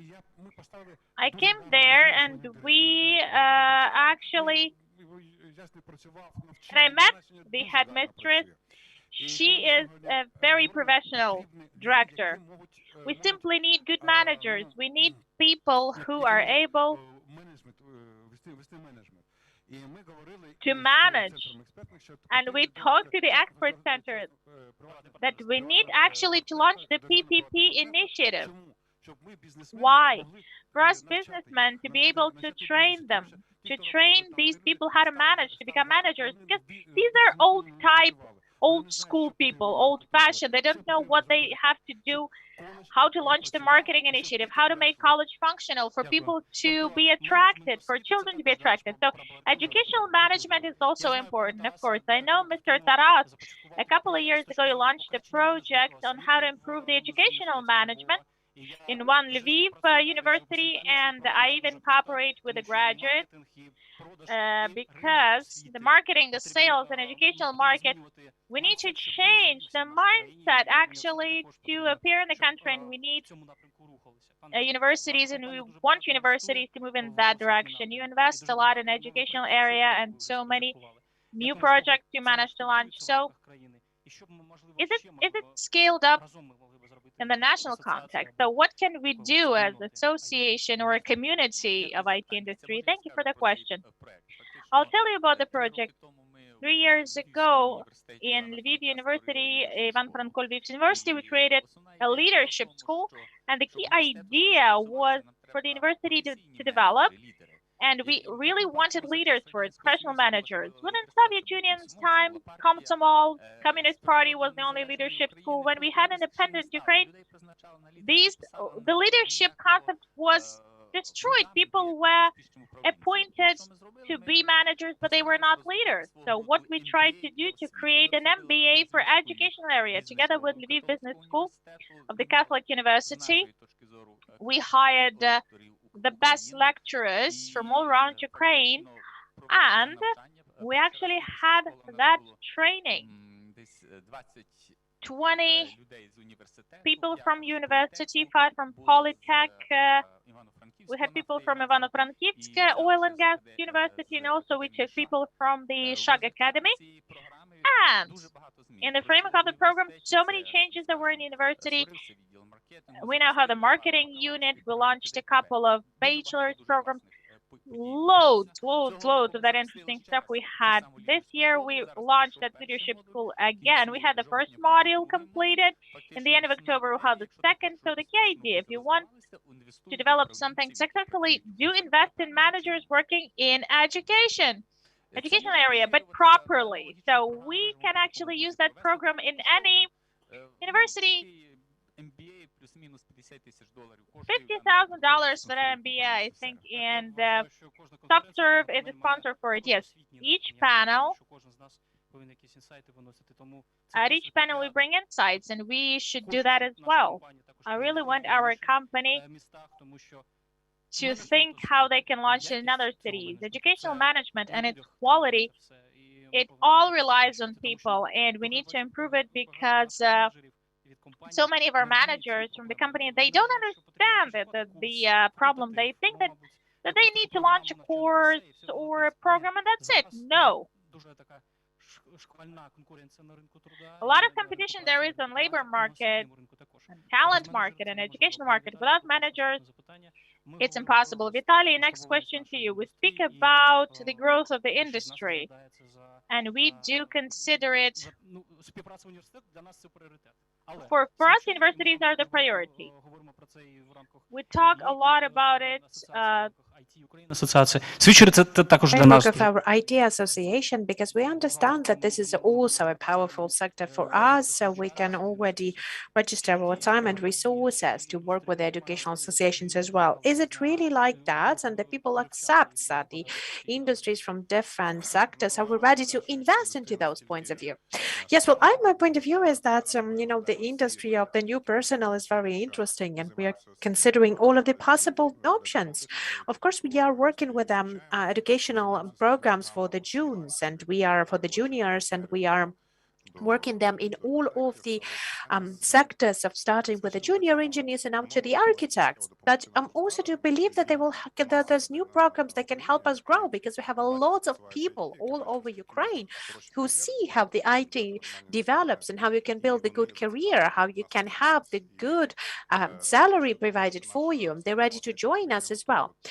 Because our system of education prepares the lawyers, prepare the people in economics, I do believe that even started from the earlier, we still have some kind of a lag behind demand of all of those specialization. And this is a delayed demand, but the companies are ready to support the switch from other industries to IT by training the adults already, and the associations are ready to prepare the different programs of improving the professional knowledge of the professionals of different sectors by giving them the opportunities to study on informational technologies as well. It's a very good source that hasn't been utilized in Ukraine properly, and we have been trying to emphasize it as well. Okay, so you want to say that we do not have enough promo campaigns, we don't have enough promotion all over Ukraine about the IT, about the high tech, and the opportunities that the industry goes to the people who are switching their professions. No, what we need is a promotion that, switching to IT is not that hard, because the IT industry is quite promoted in Ukraine. Everyone knows that it's a highly developed industry. Everyone knows that it's a competitive salaries. People are traveling a lot. They develop a lot. But switching to IT is not that hard. You should not go to study for 4 or 5 years course, and you can do it in a half a year, or even you can do it in 3 months, even if it's going to be some kind of interconnected specialization there. So we have to broaden this point of view. We have to make people sure that they will go into switch to IT. Okay, thank you. A lot of companies are starting their own corporate universities. Olga, are you with us? They're also working with switches. Can you hear the questions? Yes, I'm here with you. I can hear you. What do you think? What is now that we are lacking, speaking on state or ecosystem, just to have this push to the development of the IT education? Because, the switchers, it's not just about the corporate education systems. It's also about the informal schools, IT schools, soft skill schools, the schools of the basic technological skills as well. What it is that we have to do in Ukraine for us to be developing those directions in wide scale. Well, I would like to say what Alexander has already said, and what has already said Artur as well, that right now we have 55, 60,000 people a year. That is the growth of the IT infrastructure. And there are other calculations that say that we have 100,000 people. And based on the calculations of the economical renovation in university, that basically we will need 200,000 people that we will be lacking in 10 years. And our institutions, they only provide 15 or 20,000 IT alumni a year. And this is something that we don't have enough of that. I'm sorry, something is wrong with my internet. I'm really sorry. It's hard to say where I've lost it, but basically what I wanted also to say that, right now our universities, they only provide 15,000, 20,000 people a year. And that's of course something that we lack.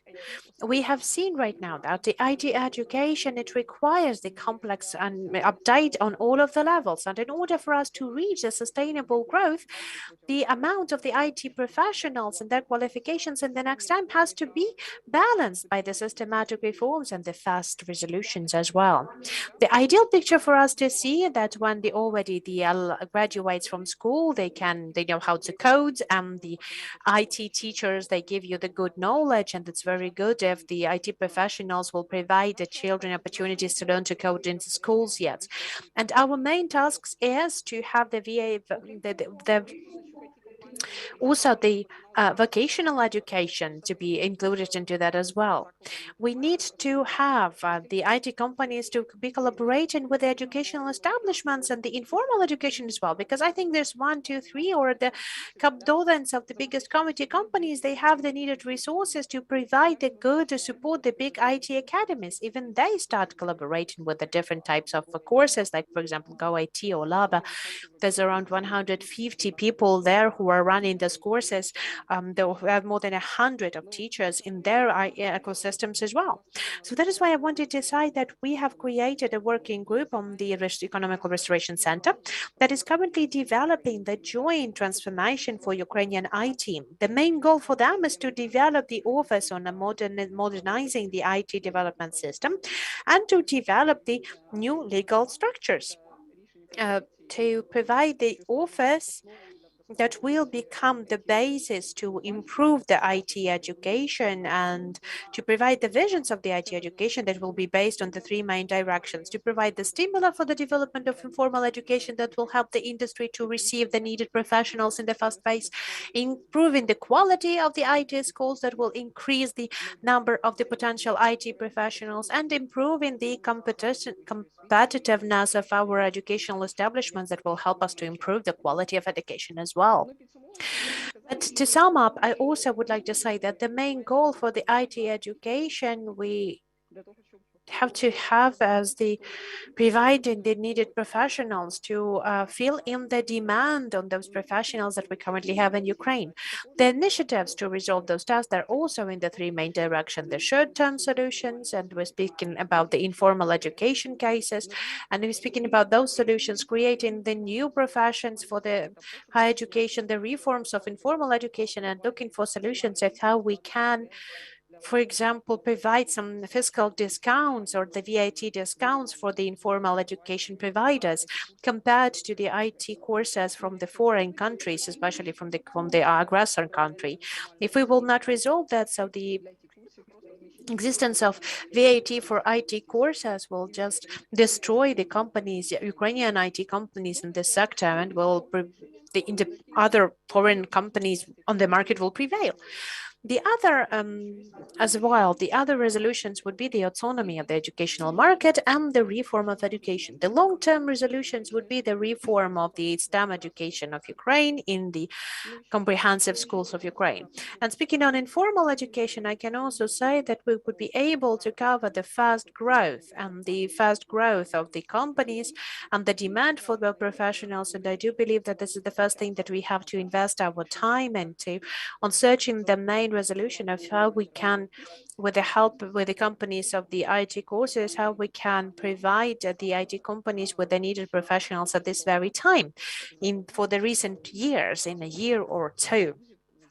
So we will not be able to take it from the universities, especially when we speak about the schools as well. We will not be able to provide it with the schools. Thank you very much. You're almost been in time, but let us try to be even more dynamic. Andrea, I'm going to have a question for you, and I think that it will be the same question for Taras and Vitaly. We are speaking on scale. It means that there is a lot of new engineers and a lot of new people should be coming. We're working with more than 250,000 people. We have already this data.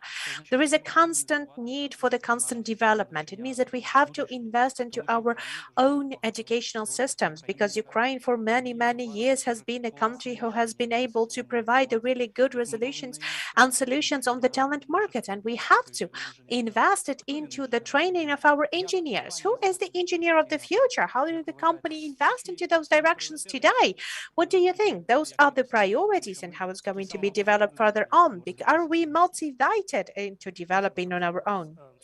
Yes, thank you very much for these questions. I do believe that the big companies like the global logic is we are already the providers of informal education. We have more than 1,000 students at our courses a year.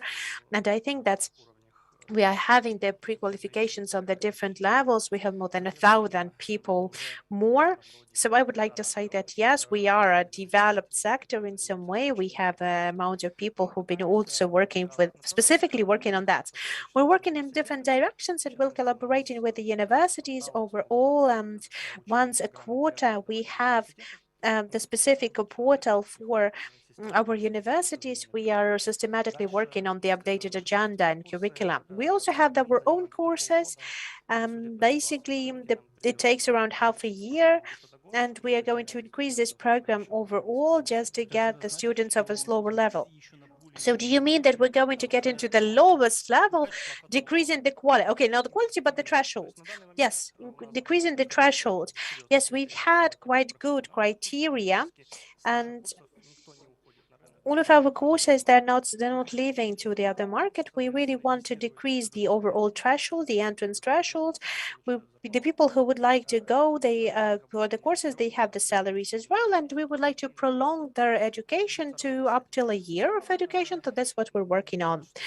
And I wanted to say that basically the plans of the market and our plans of the market are going to be really important for the couple of next years.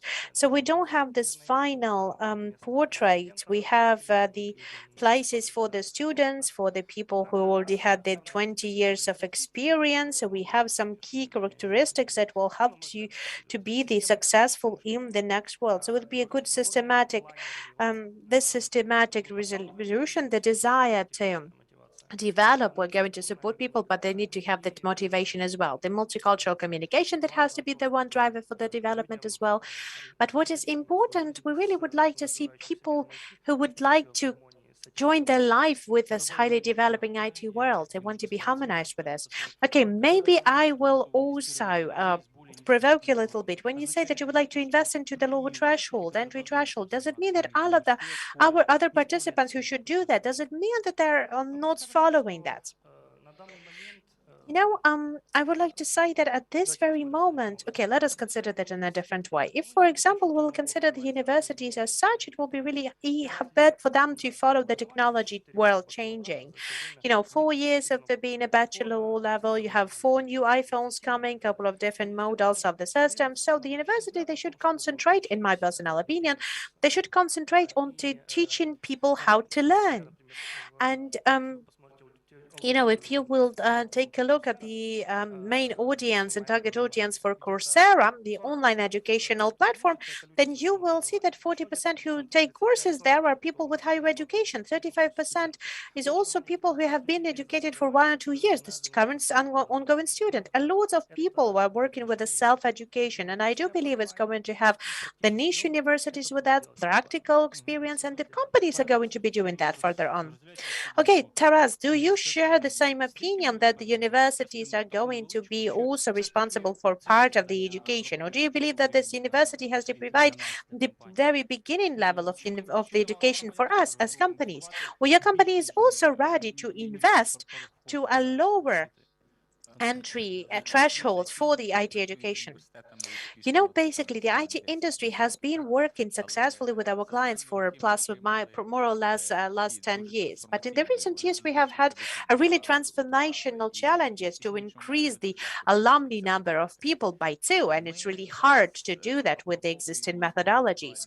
So right now, we're working on the kind of a dual education, because the dual education when the university and the company are teaching the students in They're teaching them from the very first year. Moreover, we even have this marketing campaign to choose the best graduates of school to participate in the dual education from our side. We have already shown those programs where the soft SAP have been together with the Kyiv Polytechnic University, Ivano Franco University. We have seen the increase of the demand. We're working from the year one, and each of the course that we have a specific professional from SoftServe who collaborate with them, people from the university, to update the curricula and also engage our people for teaching. The students are constantly looking for additional facultative courses, and basically we're going to have the camps as well. So what our main task is, we want to see the students starting from year 3 to be able to work, the traditional collaboration program. But basically, what is our case? That the students should work and the students should learn. So they have to work after lunch, and before lunch they should go and study. So basically, this is they need to have a fundamental good education, the worldview education, and they have to study for 4 years. So the main task for us is that in 2 years the students would already be ready for that. So they would be already ready for that. SoftServe the SoftServe Academy had a very intensive 3 months courses that all of the people who have been through our courses, they went to internship and then we hire them as well. So in this dual education case, we would like to have these courses and we would like them to be included into the traditional classes for the first 2 years. So there will be no need for us to retrain them in the company.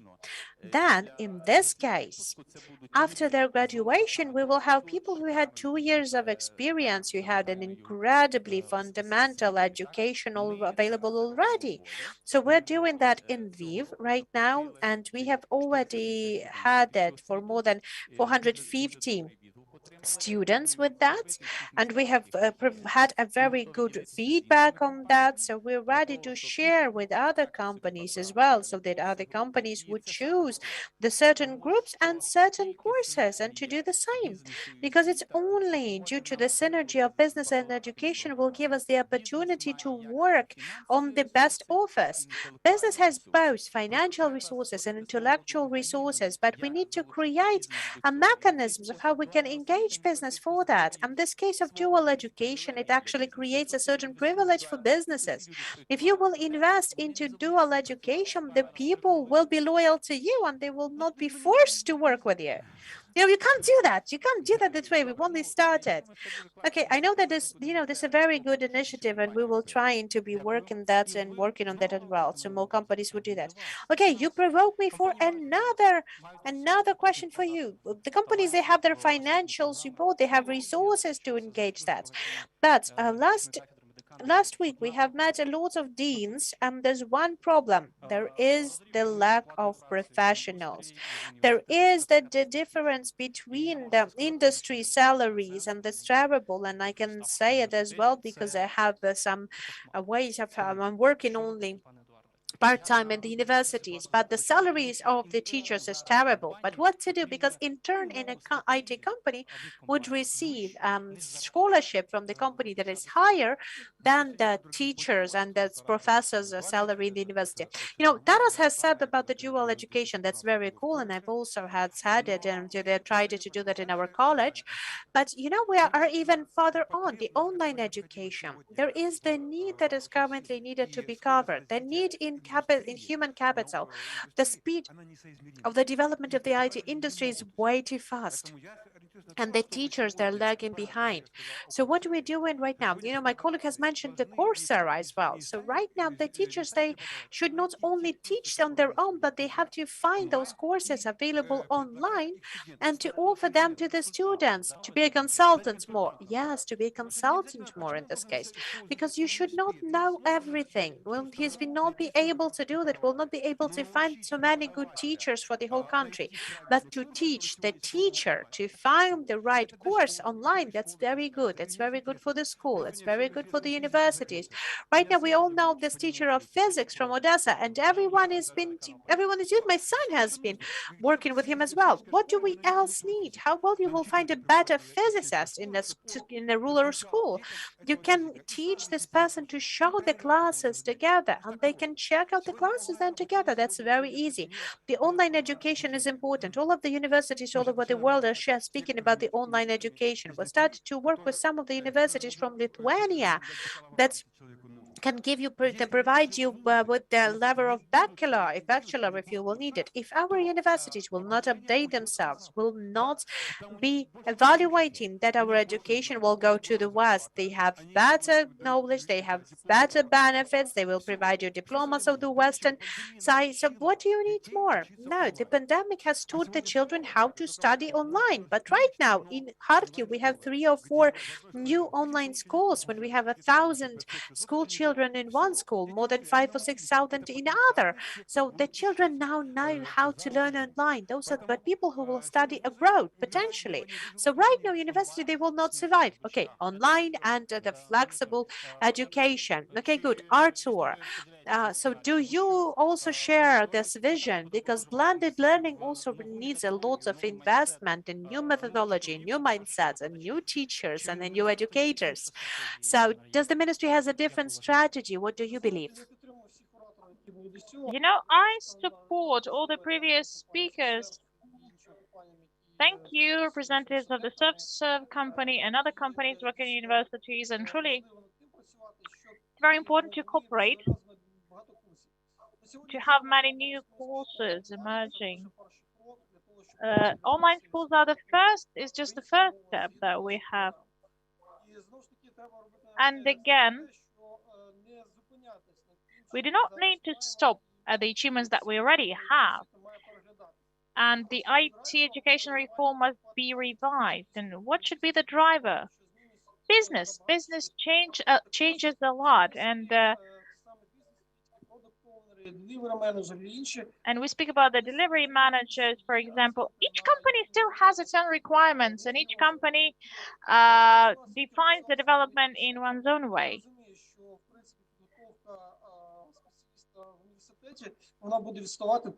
I understand that there is no university that may give the proper level of knowledge when we take the market requirements and market demands. So we need to change the IT education, and we need to continue the reform. I want each profession, each qualification and requirements to the qualifications to be revised and thoroughly analyzed every 2 years. I want the universities to do that as well, and for that to be fully reflected in their curricula. And we need to enhance the autonomy of the universities, of course. I think that these are the great steps for us to get these changes. Thank you. Thank you, Alexander. A question to you. For me, it's quite a painful one. So the first step is online and blended, and then we speak about the enhancement of the financial autonomy.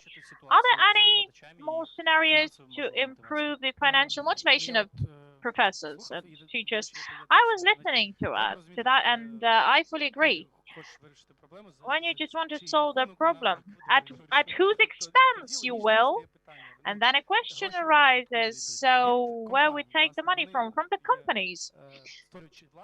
The companies create their own product, or if they provide services as outsourcing companies and outstaffing, yes, it's really easy to count the money. I was thinking, like, what would I do? I have an example. When I was a student of the US university, and by the way, we have this pilot in Ukraine, they allow, for example, for teachers, if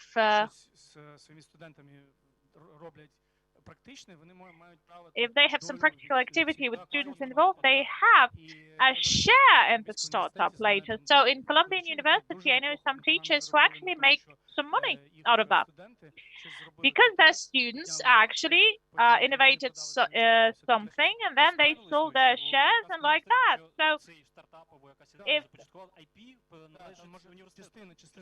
yes, the part actually belongs to university and they have a right to claim like that. Yeah, they have full right to claim for the share. And in some cases by default, so you don't even need to have an agreement signed. And you know, when it comes to agreements, when some provisions are not functioning, so it's quite a practice in America. What the Kyiv School of Economy is doing together with Serhiy Tokarev, they offer such a program where teachers may get the share from the student startup and they can be motivated to give the best results and they go to market, cooperate with business, increase the capital, and the teacher is doing what he's supposed to do. And he has this inspiration to actually train the students at one's best. I would say that, in my opinion, PPP initiative is the answer when the teacher may get money from, I don't know, from programs launched by businesses, may the part of the salary, at least somehow to improve the situation. Yes, during the conversation in working groups, did you have any like scenarios presented or best cases? How to improve it? Because this is one of the priorities that you actually have. Please, I'd like to bring my slides to the screen to systematize everything to our audience.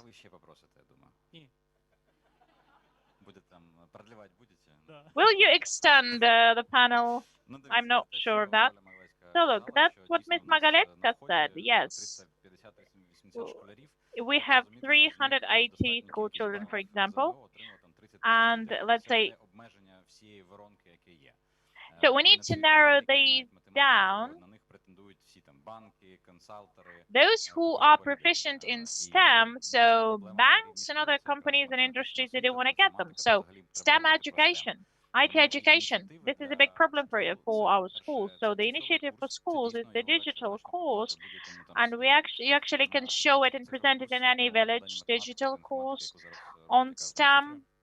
The Ministry of Digitalization is launching. The second area is simplified certification of math teachers.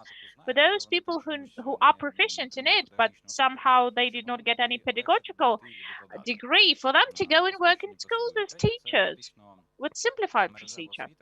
Third is the network education. When in formal schools, they get a chance to be involved in the process. And even sometimes we may have a state order distributed for that network education. What will reach out of those 380,000? We'll have like 80,000 people, 100,000 people proficient in STEM. We still have very low positions in ratings, 25% lower comparing to neighbors. And the vocational schools, they would be glad to actually involve in that initiative. That's what Eduard is saying. Right now, they don't have these professions. They really want to actually use in the schools to include in their curricula. We need to have professional standards for these new professions. Then colleges will teach students as well. More than a year it takes. We already have this lag, you know. We already are slower than we can be. So now we have universities. 30,000 of people basically which may be enrolled to universities annually. 17,000 we have of people graduating. 12 of these they go to market. It's because the quality, the motivation, not even all go to market. Huge informal education. 60,000 people are there. You can actually compare it to everyone. So what do universities need? Financial autonomy. The money must go not to the money should not be handled by the state via the treasury with inspections and all the complexities. Universities should spend them autonomously, and you need to involve practitioners and international specialists as teachers. So the shortcut professor, we now try to install this concept. And within the framework of programs designed by IntelliSoft and other companies in the association, they do this. But this is informal. Yes, this is informal. Isn't it strange that you do prohibit to involve foreign people to teach our students? It sounds weird. It sounds truly strange. So the person who was certified in Japan or the US, yes, the government will cancel that. It's prohibition. So we need to simplify the access to professors, create funds, and the dual education, what was mentioned. This goes to the system very well for colleges and universities. For informal education, two solutions: to exempt them from VAT, because the education does not pay VAT, but it doesn't work for informal Ukrainian informal education. Those schools from Nizhny Tagil registered in Skolkovo, they don't actually pay VAT. Coursera doesn't do that. We need to actually do it for informal education, not for online, but for the offline as well. Because via GS City, via the law, we may actually balance only a couple of them. We will double the supply then. Okay, 3 more minutes. Look what I have. These are the best practices. Estonia, by the way, was supported by decentralization, was backed by it, and this network education. In America, they have the endowment funds working for so long. In European Union, this is what is brought in roadmap: participation of business and companies in university management, in the steering committees, curricular formation. Yes, Taras is a member of the board, by the way. We have it in Ukraine. We have members of boards here. So does it work? Is it functioning? Is it actionable? So steering committees are advisory bodies, and they are managing bodies. So if you're a consultant, you may do it as much as you can, but you will not be sometimes taken seriously. It's about the educational management as well. It's about the governance structure. Each organization must have a proper managerial structure. If the structure is, we have no proficiency in governance structures still. We don't have expertise. Another issue is that today we shape this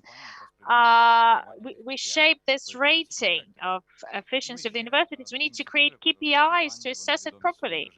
In Ireland, they have their taxation regime. We need to take the best practices for informal education from Ireland. And they have so many people studying in informal sector. Company is paying with vouchers and grants distributed. Alexander might tell about it. State grant. The last thing what we can get, truly, thanks to these initiatives, we can actually double the supply of qualified specialists and actually reach the goals that the ministry establishes. Some initiatives present their effect in a couple of years. If you start doing something in the first grade, only in 15 years you'll get something. Yes, education is a long-term process, of course. Starting from 2028, we'll get the full effect out of that, and we can get additionally more than 3 billion to GDP. 3 billion and another 3 billion and another, step by step. Yes, you do have all this in open access. So this is the result of the working group activity, all these papers, to accelerate our discussion and get some extra emotions. Colleagues, an open microphone. Please, if you do have questions, I'll reach out. Please tell me who you are. Hello, colleagues. Darina Kosherets, I'm a professor. I'm director of the AI and Digitalization University. We've just got the license in 2021. I just want to share my experience and to add a little bit. So a question, not with emotions maybe, but a question you asked for emotions. I just want to say that I express my gratitude. I'm in heaven today because I'm very excited. What I want to say about some myths. VAT. Well, first of all, we as an educational establishment, we registered as a non-profit. One, I have no problem with VAT payment. It's not a problem.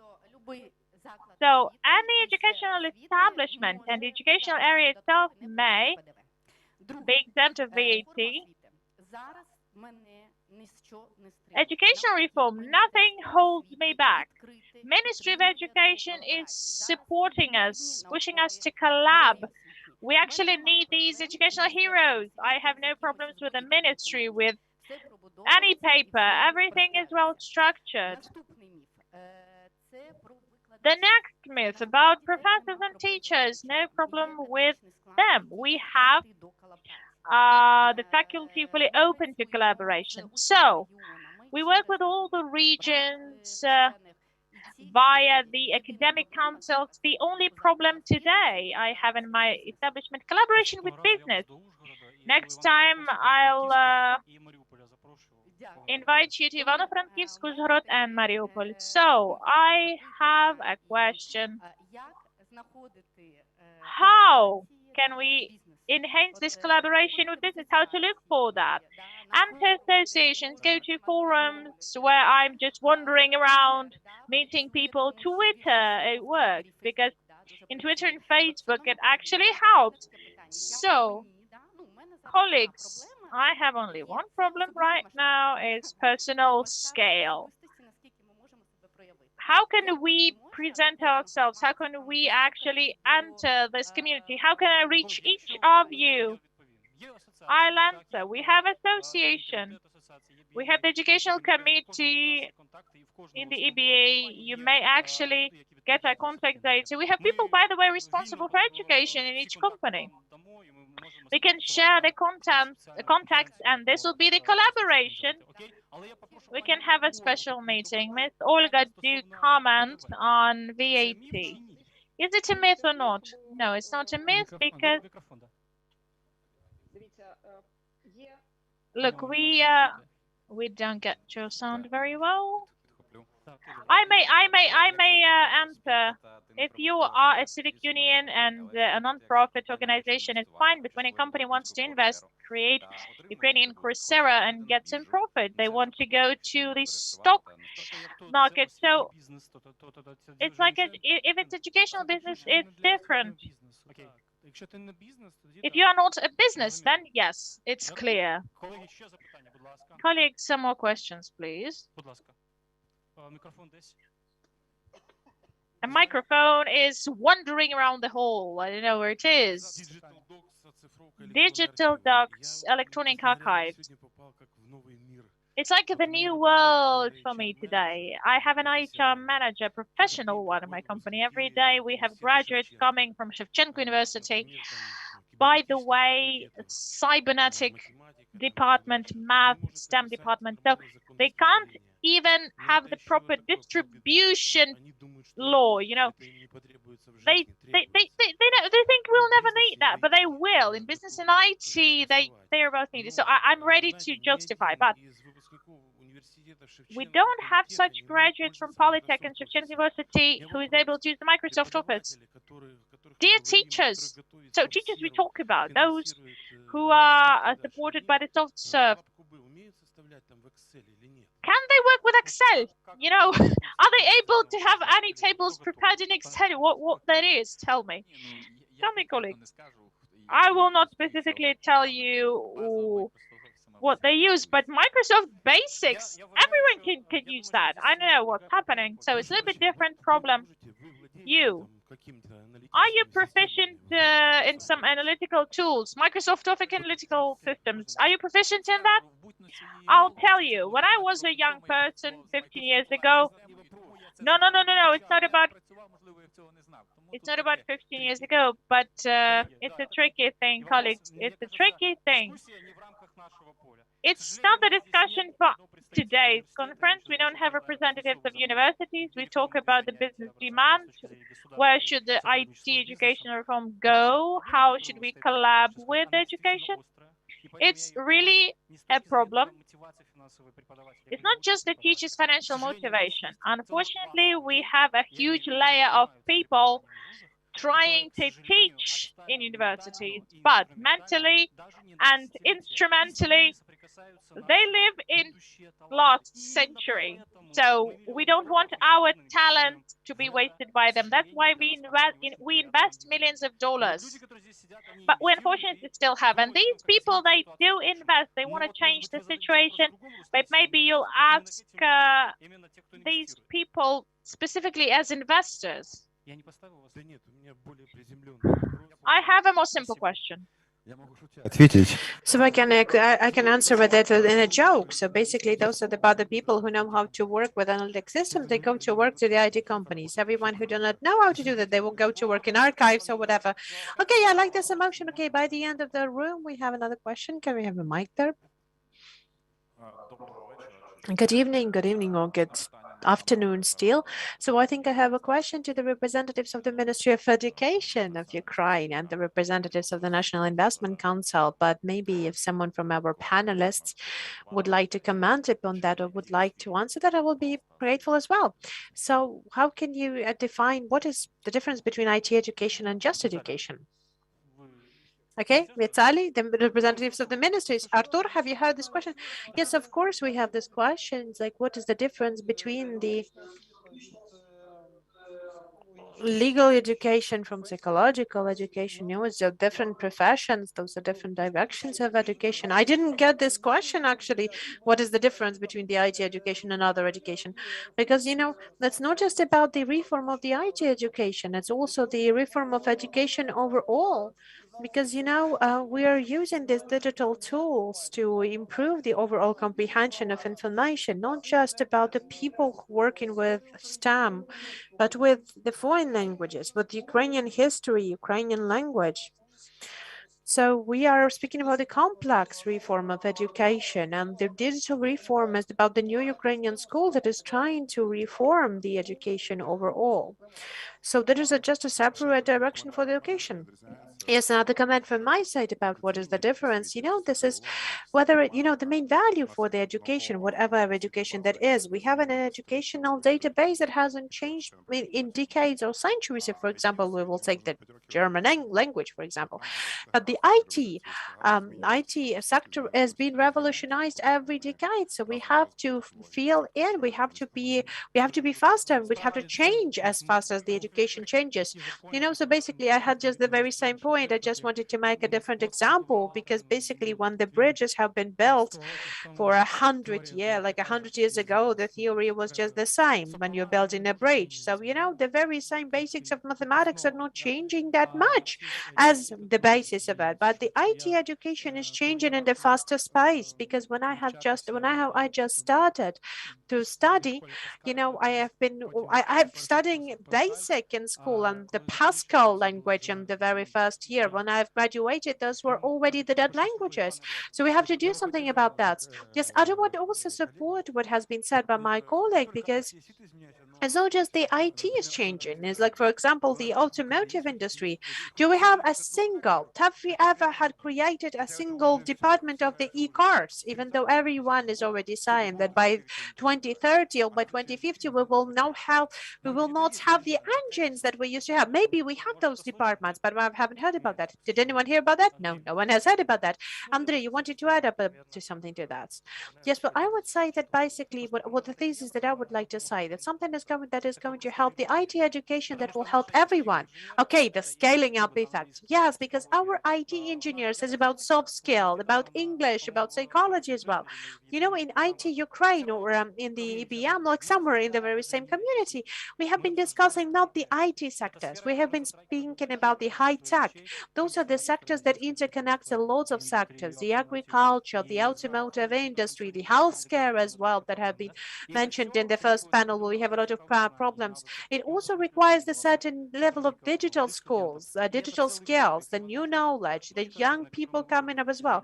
So this main point that we have chosen in the IT direction, we are scaling up to change those mindset that we're talking about in our country.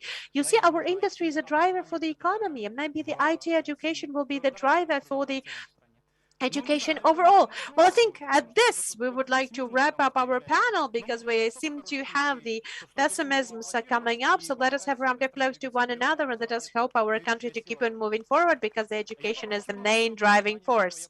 I would like to ask first of all my speakers to stay here because we're going to have a joint photo and we will continue with the third panel without the break because you know what I have been said. We're going to have the next panel coming on with Mikhailo Fedorov, and so please stay here in the room. We're not going to be making the pause. We're not going to take a break. We will just change the settings. A round of applause to our speakers. Thank you for you.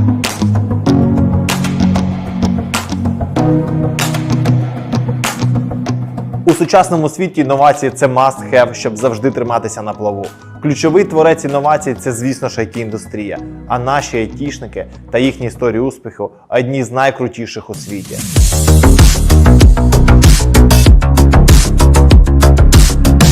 IT-галузь України за роки свого існування еволюціонувала в дуже потужну індустрію.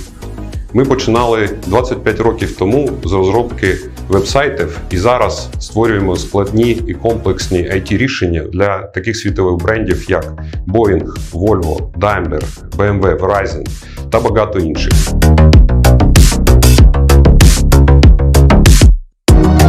Ріст IT-індустрії можливий тільки за рахунок росту людського капіталу. І для цього потрібна співпраця. Співпраця між компаніями, співпраця між університетами, між різними інституціями.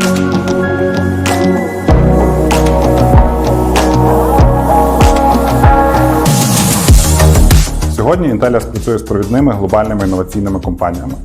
Ми не тільки створюємо для них цифрові рішення, але й консультуємо і радимо, як їх бізнесам зробити перехід в цифрову епоху.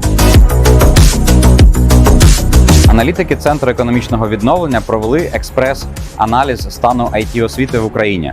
На платформі центру ми об'єднали понад 150 профільних експертів, представників бізнесу, IT-кластерів, освітян та урядовців. Наша мета – напрацювати конкретні пропозиції по вдосконаленню IT-освіти в Україні.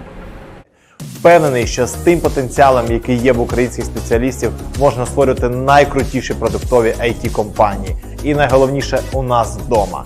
Хочу, щоб у світі були не тільки успішні кейси наших айтішників, а й українських IT-компаній. І це справді можливо. Ми вже створюємо фундамент для цього. Це Дія Сіті. І завдяки йому ми зможемо стати найпотужнішим IT-хабом Східної Європи. Ми активно сприяємо розвитку новітньої екосистеми, де сервісні, продуктові бізнеси та венчурні фонди працюють разом і у синергії. Нам потрібно чітко розуміти, де Україна знаходиться на цифровому ландшафті сьогодні і як нам йти вперед. Нам є про що з вами поговорити.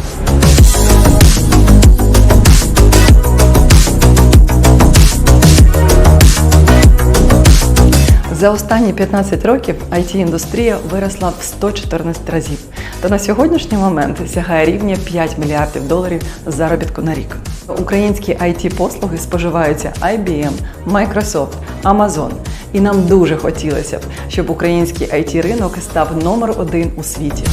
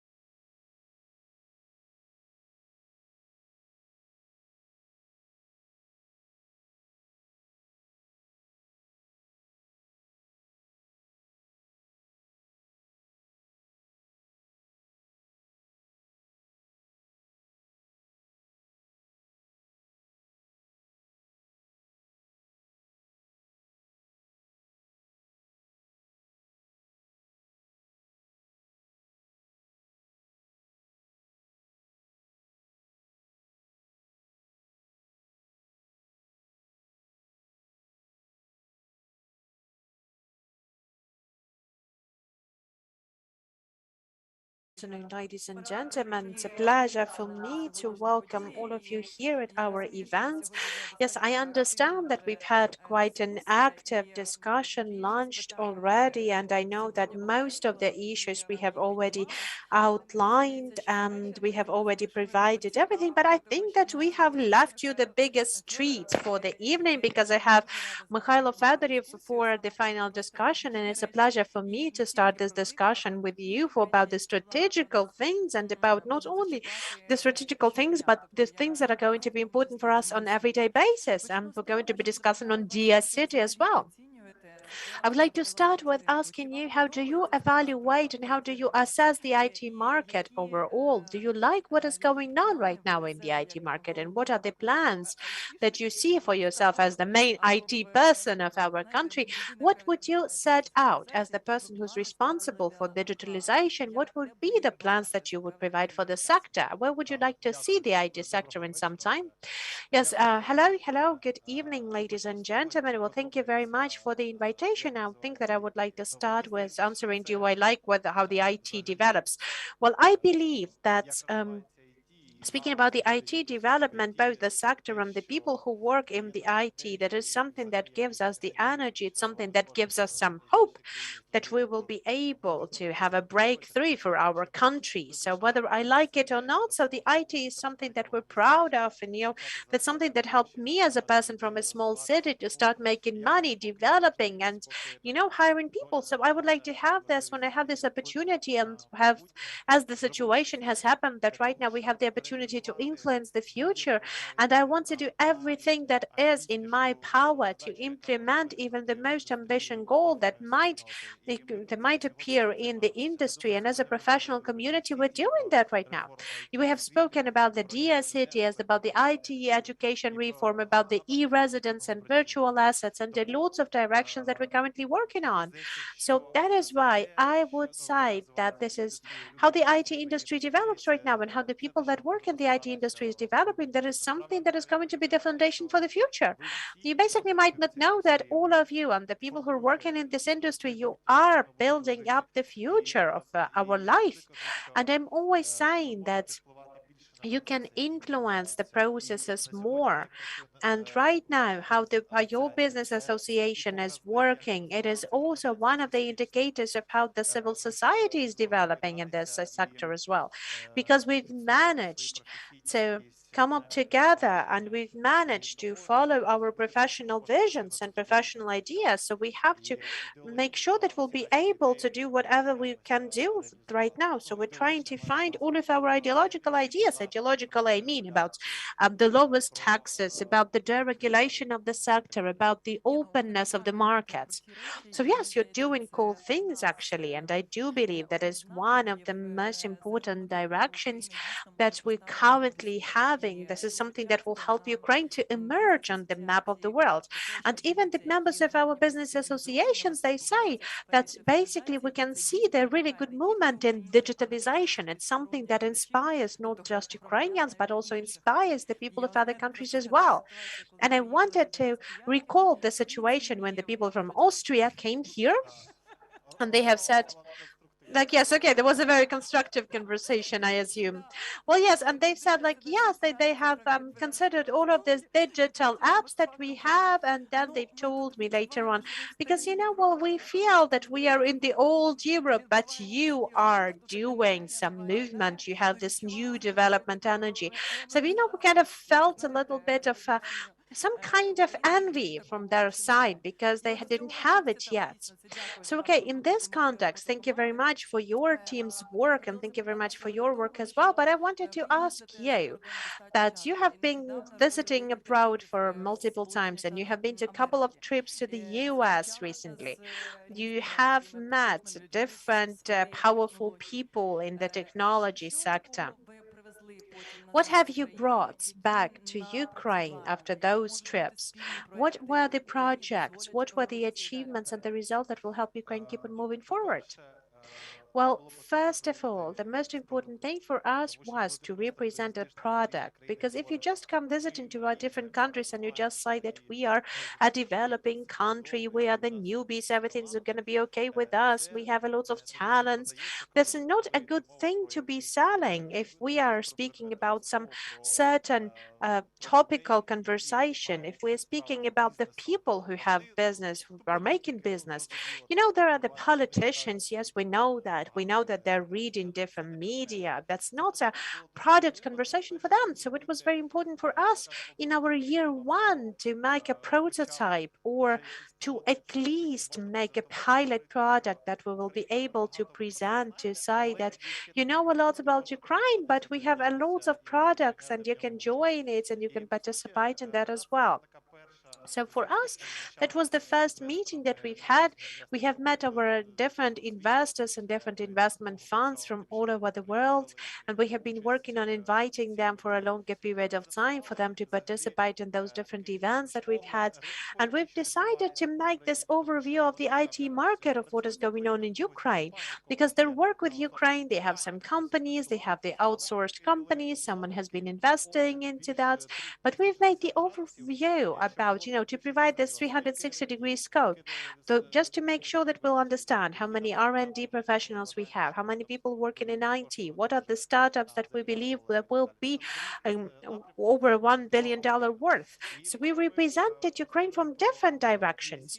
And then we have spoken about the Dia City project, and that was already the product, the call to action already, when we have already provided the opportunity to, let us say, sell our country further on. Because I'm coming from businesses, and maybe I'm not coming from this kind of a big businesses as we have the representatives of companies here, but when I have started to create my own company, I was working in sales, as it usually is when you are making your first companies, you're starting with sales.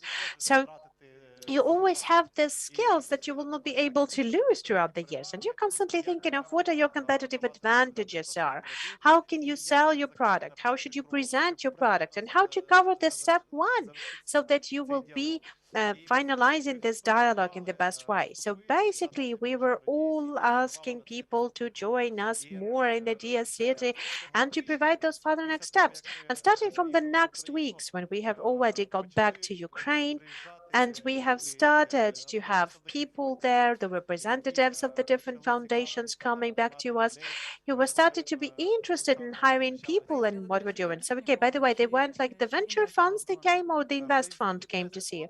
We had the invest funds coming on, the representatives of the invest fund who have opened the R&D for 300 people in one of the biggest Ukrainian companies, and they have outstaffed 300 people in Ukraine just to develop their product here. Now, the next week, we've had the Stella company coming, and they started to work with the National Bank.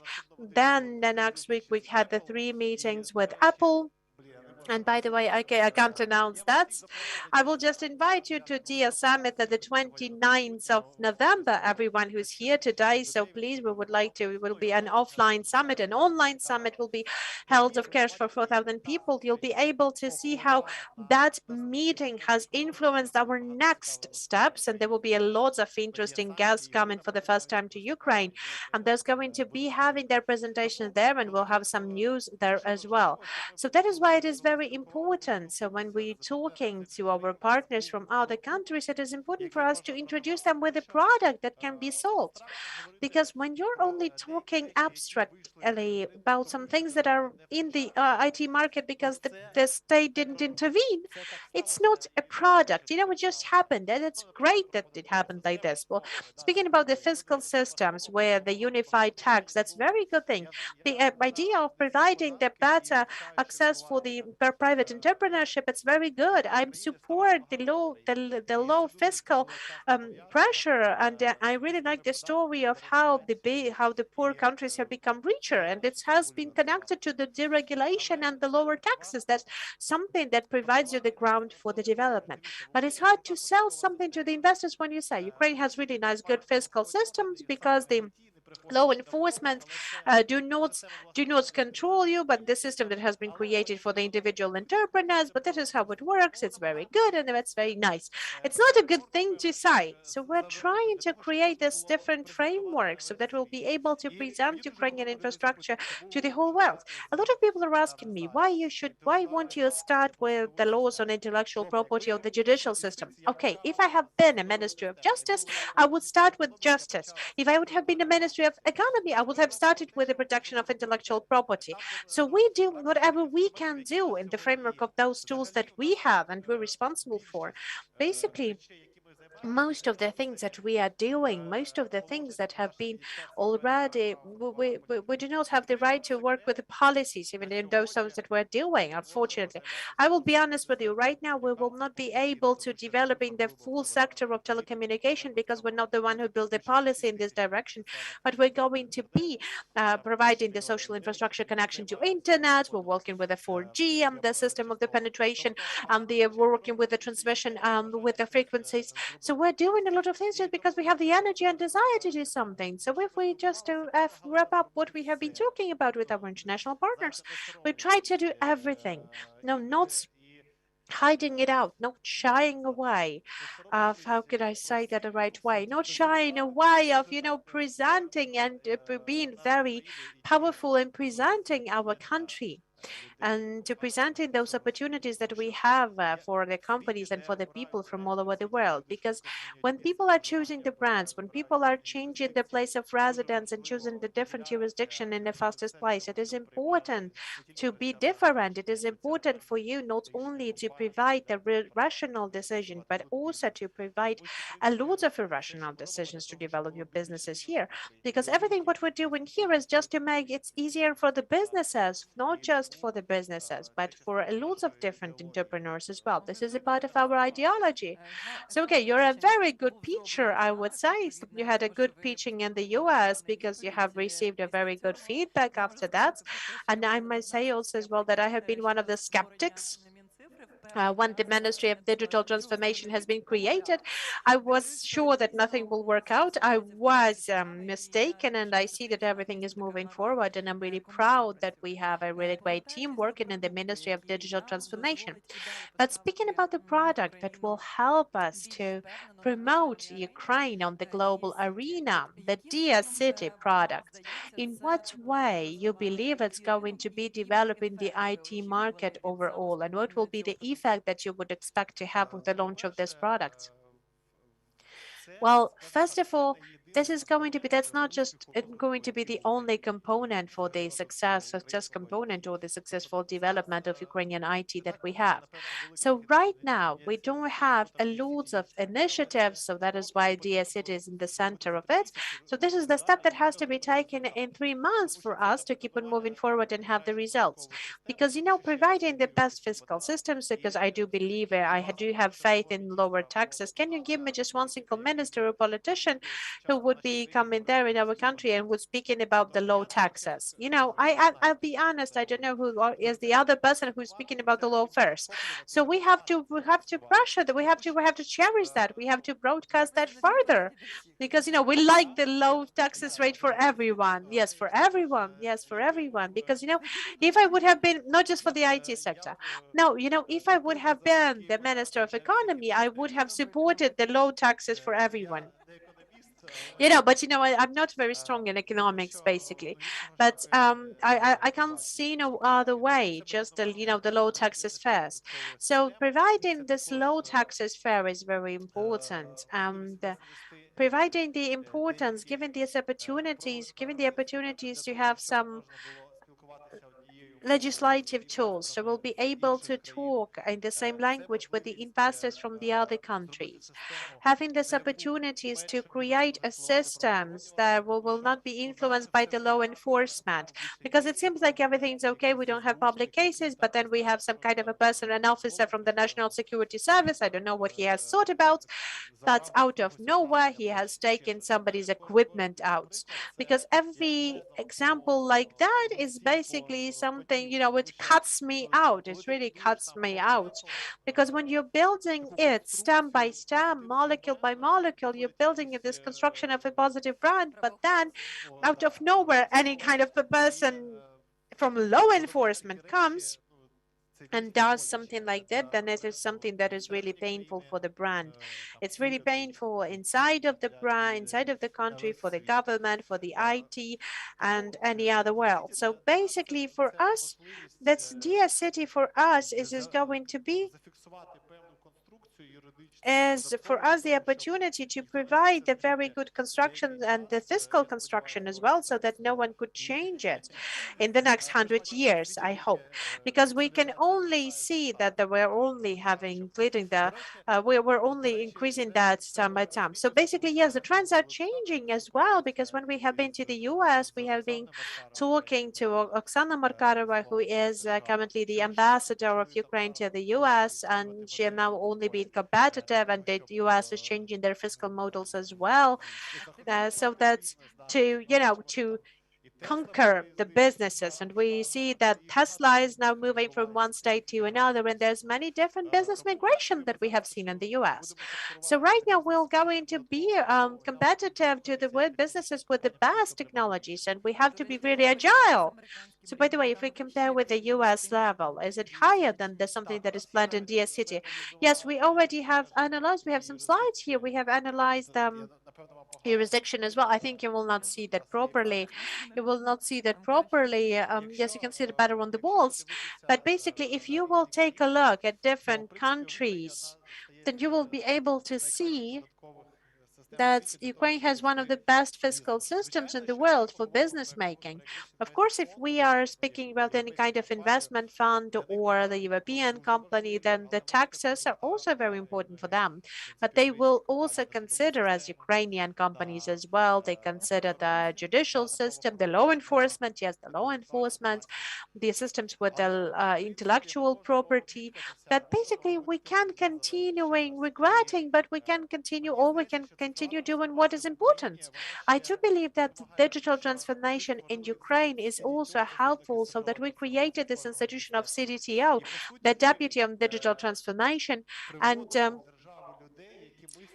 that's what are we bringing the people to have a different mind frame, not like the people who have been thinking before, the people who have already able to win something. They've already had their first money in the technological companies. They have a different values. They have different visions. The more people like that will have, the more in the state institutions, then the faster this leap will be taken. And basically, I still believe. So by the way, these people, they're coming up for the low salaries or for the good market salaries. Well, we have the biggest salary among all of the ministries, but they're working in the other ministries as well. So I think that they have a lower salaries than the heads of the department, because sometimes they have even lower salaries than, because we have a different philosophy there, that the money is the change of your results as well.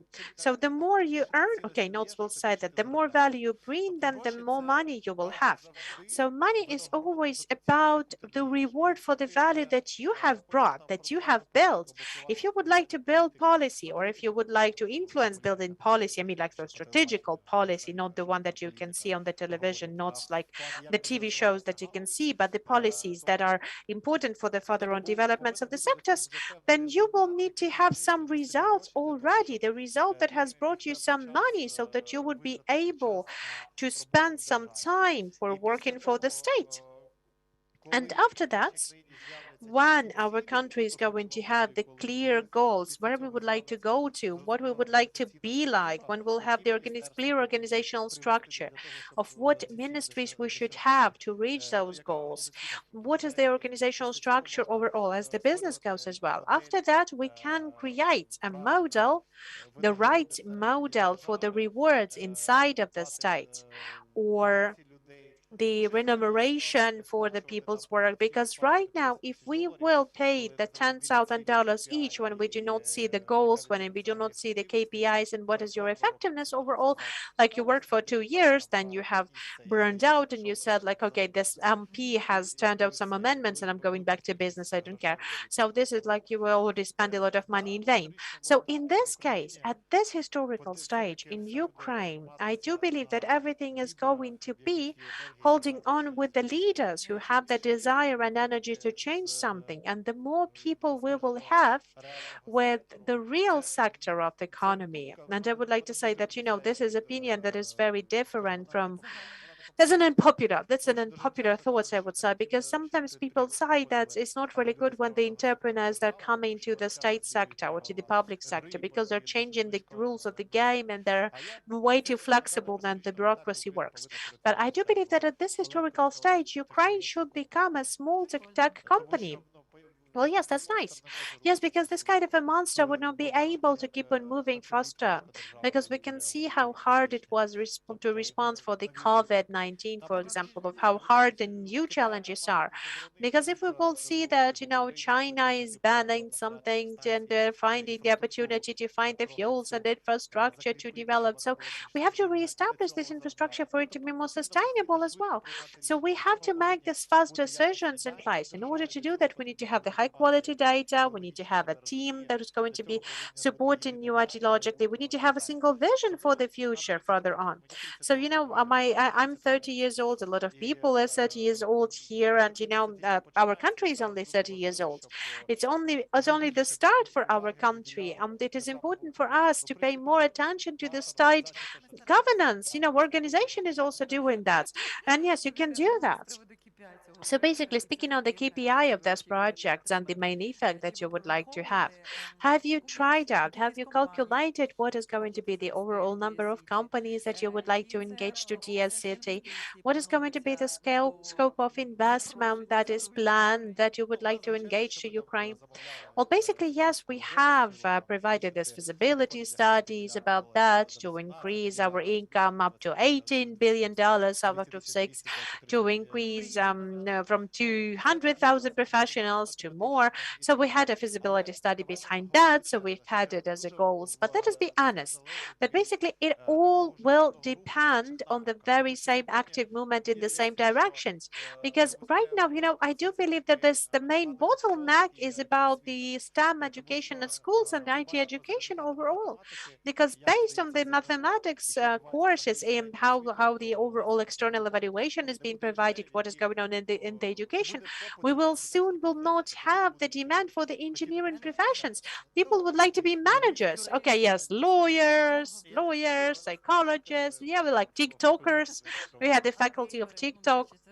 By the way, gamers, it's a new direction as well. Now, yeah, that's very good. That's very good thing. We have supported the cyber sports as well. We have really wanted to support the cyber sports in our country. We wanted to make it an official sports in Ukraine, so we support that.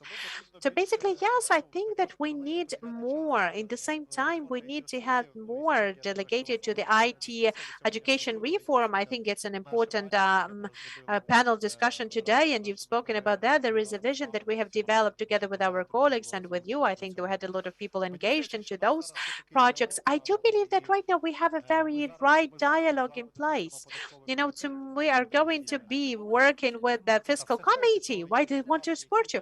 Well, they want to support it, but there are some members of parliament who have different positions.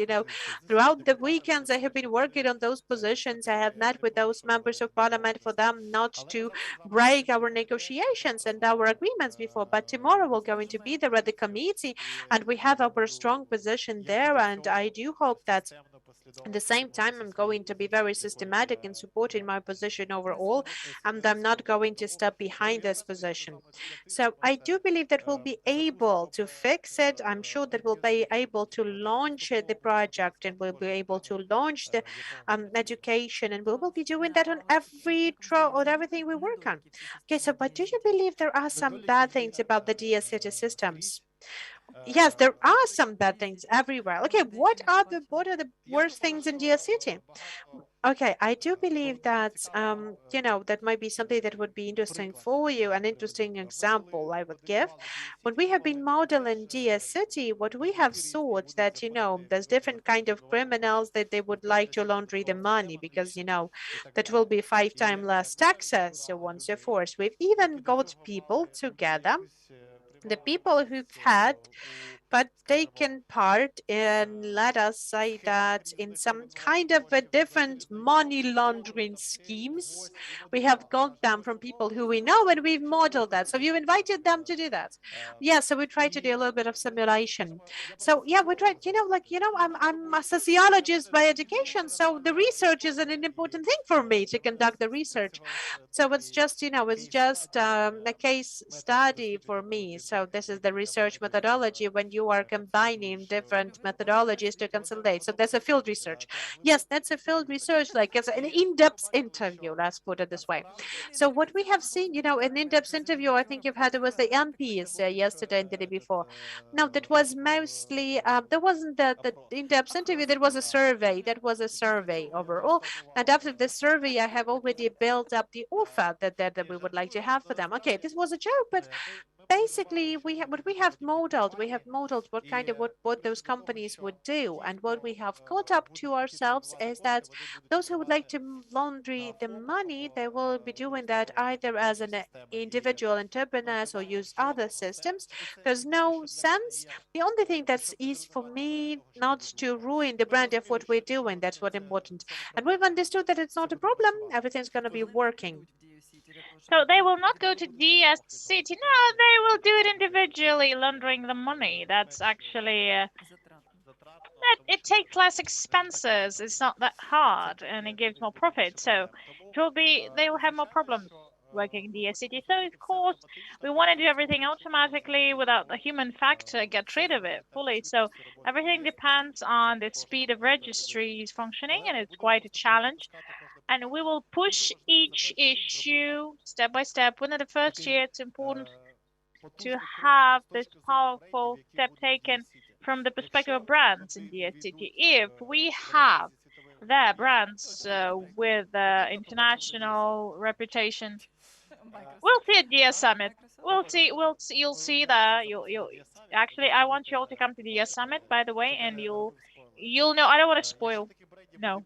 So if we have more of these brands, then we'll be able to fix a brand, let's say, for every security and MP, for each security and MP, not be able to destroy, or at least to try to do it, so to be fully protected. Tell me, in other countries, such projects, do they exist there, or this is something unique for the world? Truly, in the world, we have more than 4,000 various free economic zones and specific legal and tax systems. In Ukraine, we have 0 of these. We are not the free economic zone, but the logic is clear, and it works like in Dubai, in Estonia, in US, and I think that we absorbed various practices and we managed to create a construction which is currently for Ukraine, which is the best one, the optimal one. But clearly, the tax I would have 675 or 0. For ITech, I would get the 0 tax. But what the country will make profit on?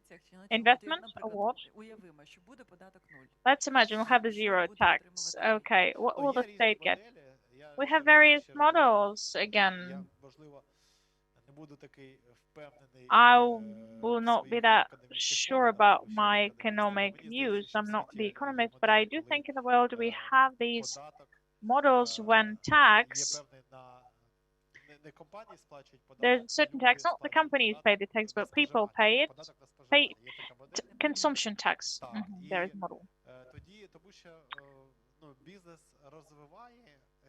Business creates innovation, generates innovation. the idea for the entrepreneur later to invest in business. And the state is trying always to regulate, trying to say how you need to spend your money. So business gives much more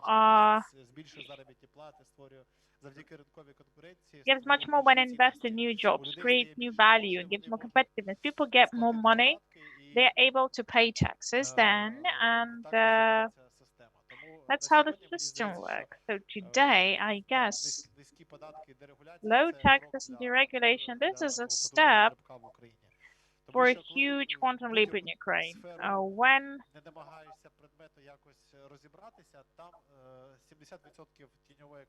When you don't try to analyze the sector deeply, it means that you have 70% of shadow economy.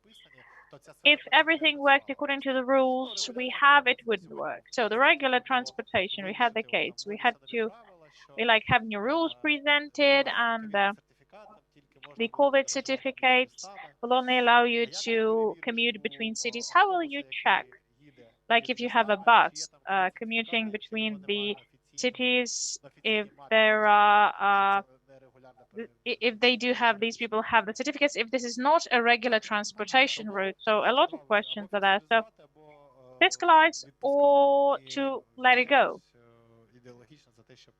Ideologically, I want to let it go. You know, this is my ideology. Okay, so why do you think that your colleagues in the government, they're more brutal when it comes to taxation, and they want to have less liberal conditions? I don't know, maybe they also want to decrease it. I simply communicate about it more. But I think maybe we are young and we do believe still that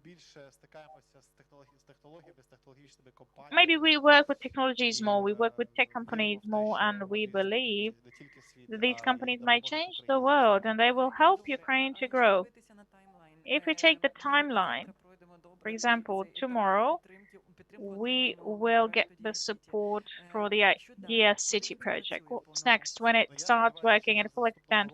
I do hope in 2022, starting from January, it will work. The first companies will be able to enter it. That's the plan. Tomorrow the committee will talk about it, but there's no other way. I just don't understand. If we can't push these initiatives, then what shall we all do in future? It's not within 3 months, and it took a long time to do it. We create a collaboration culture today. Ministry of Digitalization, let's be honest. We talk about your organization, about EBA, but we create a collaboration culture. So we designed something, we under-communicated, you pushed us, we started communicating. Then we had the hysteria, started doing it autonomously. Then we again had the discussion, presented the draft law, again amended it, and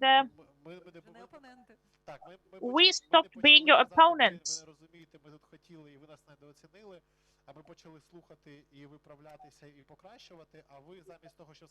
So we try, in this way, we actually get rid of that opposition, of that constant clash.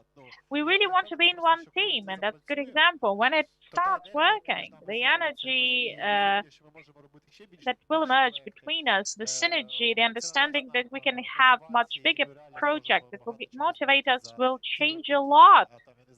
Within a couple of years, or what we have still. Yes, it sounds very optimistic. Well, the average minister's life expectancy is 1 year, so. Okay, friends, maybe comments, questions, anything?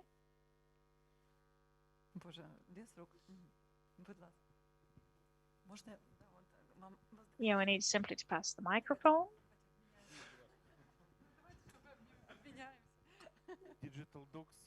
So, digital docs. We digitalize the documents and we work with electronic archives. My name is Yuri. And for me, as for the founder and director, it's very important to understand if Your digitalization strategy, national one, does it comprise such thing as digitalization of documents presented within previous periods? I mean, the archives, the old documents. Yes, as an example, the court decisions, various land-related cases, so various papers, municipal papers, state insurance fund, the documents for strategic objects and documents of sectoral archive, from sectoral archives and other papers. Do we need to invest in that area or not? Yes, thank you for your question. A month ago, we actually faced the problem of electronic archive to enter automatically the data into archive and optimize the archive functions. I called ahead of the archive service. I asked him what you need to actually establish the proper infrastructure to digitalize the archives in 2 years. He got confused. To be honest, he got confused. But in our projects of digital transformation, so we have all the policies, all the projects existing in digital format, and really want to digitalize everything by 2024. Without archives, we can't do it. So after the budget is adopted, I will again remind them of this. Why after the budget adoption? Within a month, because we thank you. So we actually decided to, this is a visual budget still that we managed to present.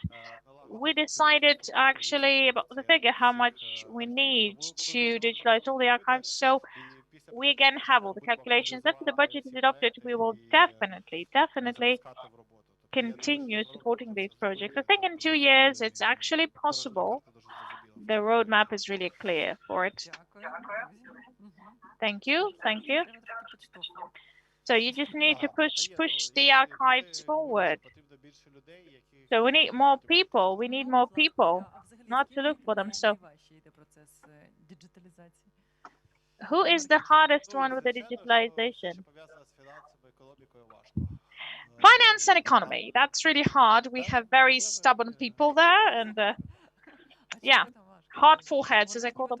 Why it's difficult? They have to be interested. The economists and finances, they have to be interested in it.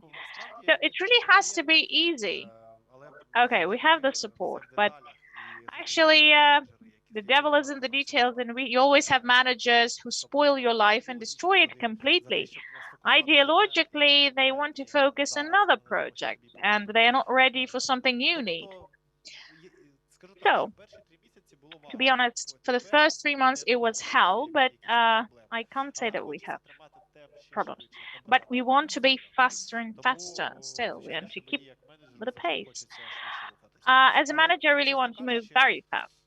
But I communicate with colleagues from different countries. So today we just accelerate. You're like Elon Musk, but Ukrainian Elon Musk, you know. Many countries have been doing that for 30 years, and we just have quite a limited amount of time. So we want to do it on time. What are your dreams? What would you like to achieve in these 5 or 2 years or something? No matter what the position is. I will load you with KPIs right now, people. I can, but in plain language. Okay. Each of you in 2024 to be able of saying at any global conference or any meeting at the pool in Turkey and Maldives, saying, talking to a person you communicate with, okay, look, we are the first country in the digitalization area. So I really want people to be proud of their digital state. We've set this goal for 5 years in 2019. I really want people to get the feeling in 2024. We are doing some very fundamental things nobody's interested in, but this is foundation. So we created a platform for the registry enrollment, and outsource solution without developers, with business analysts. You create new registries, various ministries can use it. It doesn't matter who the contractor is. We launched it in 2022 to the market. And we really want all the companies to take part in tenders, and we start reserving the data. Everything will be there with electronic signature entry, 100% of security. It will be a cool product. It will allow us to progress, because the digital state is about the speed of data exchange between the registries. So I have a person coming to me saying today, I can't upload the COVID certificate. It's about the quality of data in the registry. It's how you fill out the registry. But if the doctor does it improperly, entering the registry, and when it integrates with others, a problem happens there. So digital state is about the quality and speed of data transfer. So the infrastructure, registry infrastructure, is the foundation. We need to have it fully changed in a year or two. Today we have various solutions and we just one for that to work. So we need to let you go, Mihailo, and I do understand that, yes, you are really a busy person. Thank you for being open. Thank you. Let your dreams come true, because we all want to be proud of the country. We all want to be proud of the product, and I think IT industry does a lot for it. And it brings Ukraine to an absolutely outer space level. And as a citizen, I want to express my gratitude for the IT industry. Thank you for doing what you're doing. Thank you personally and your team for making digitalization our achievement, our true achievement. Our gratitude to partners, and without our partners, we would never have this conference, Sigma in Stelius and NIX. Thank you, friends. Mihailo will see you. A final word. After we adopt a budget, we really want to launch this event. Tell you to call it the MD and the partners, and meet all the IT companies who would like to work in Ukraine, who would like to talk to us. We want to present products we're about to launch within 2-3 years, to have this like a demo event.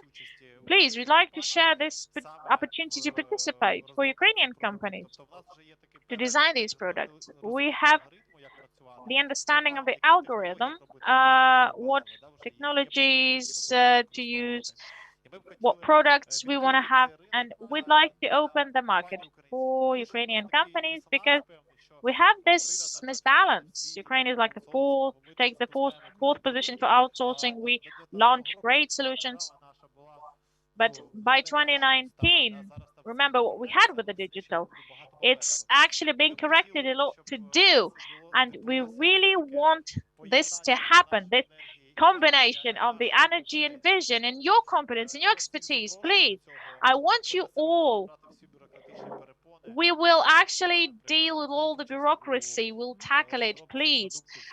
Do take part in the development of the product for the state. It's a great idea. It's quite a progressive idea. We need just to make it come true.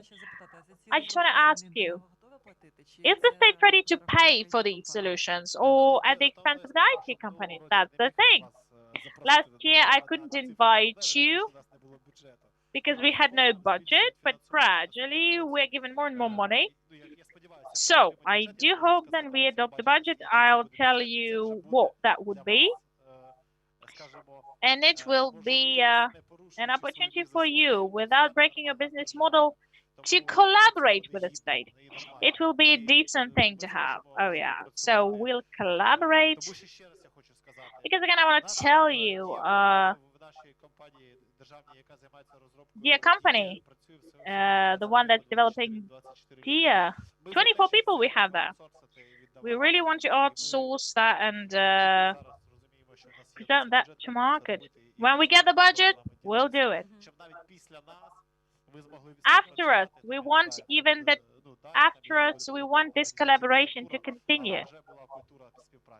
You want to create this sustainable collaboration culture. Thank you, ladies and gentlemen. first, we have the cocktail party in this premise, then the DIA Summit, yes, in November. So we have a whole series of meetings, dear friends. Stay safe and thank you.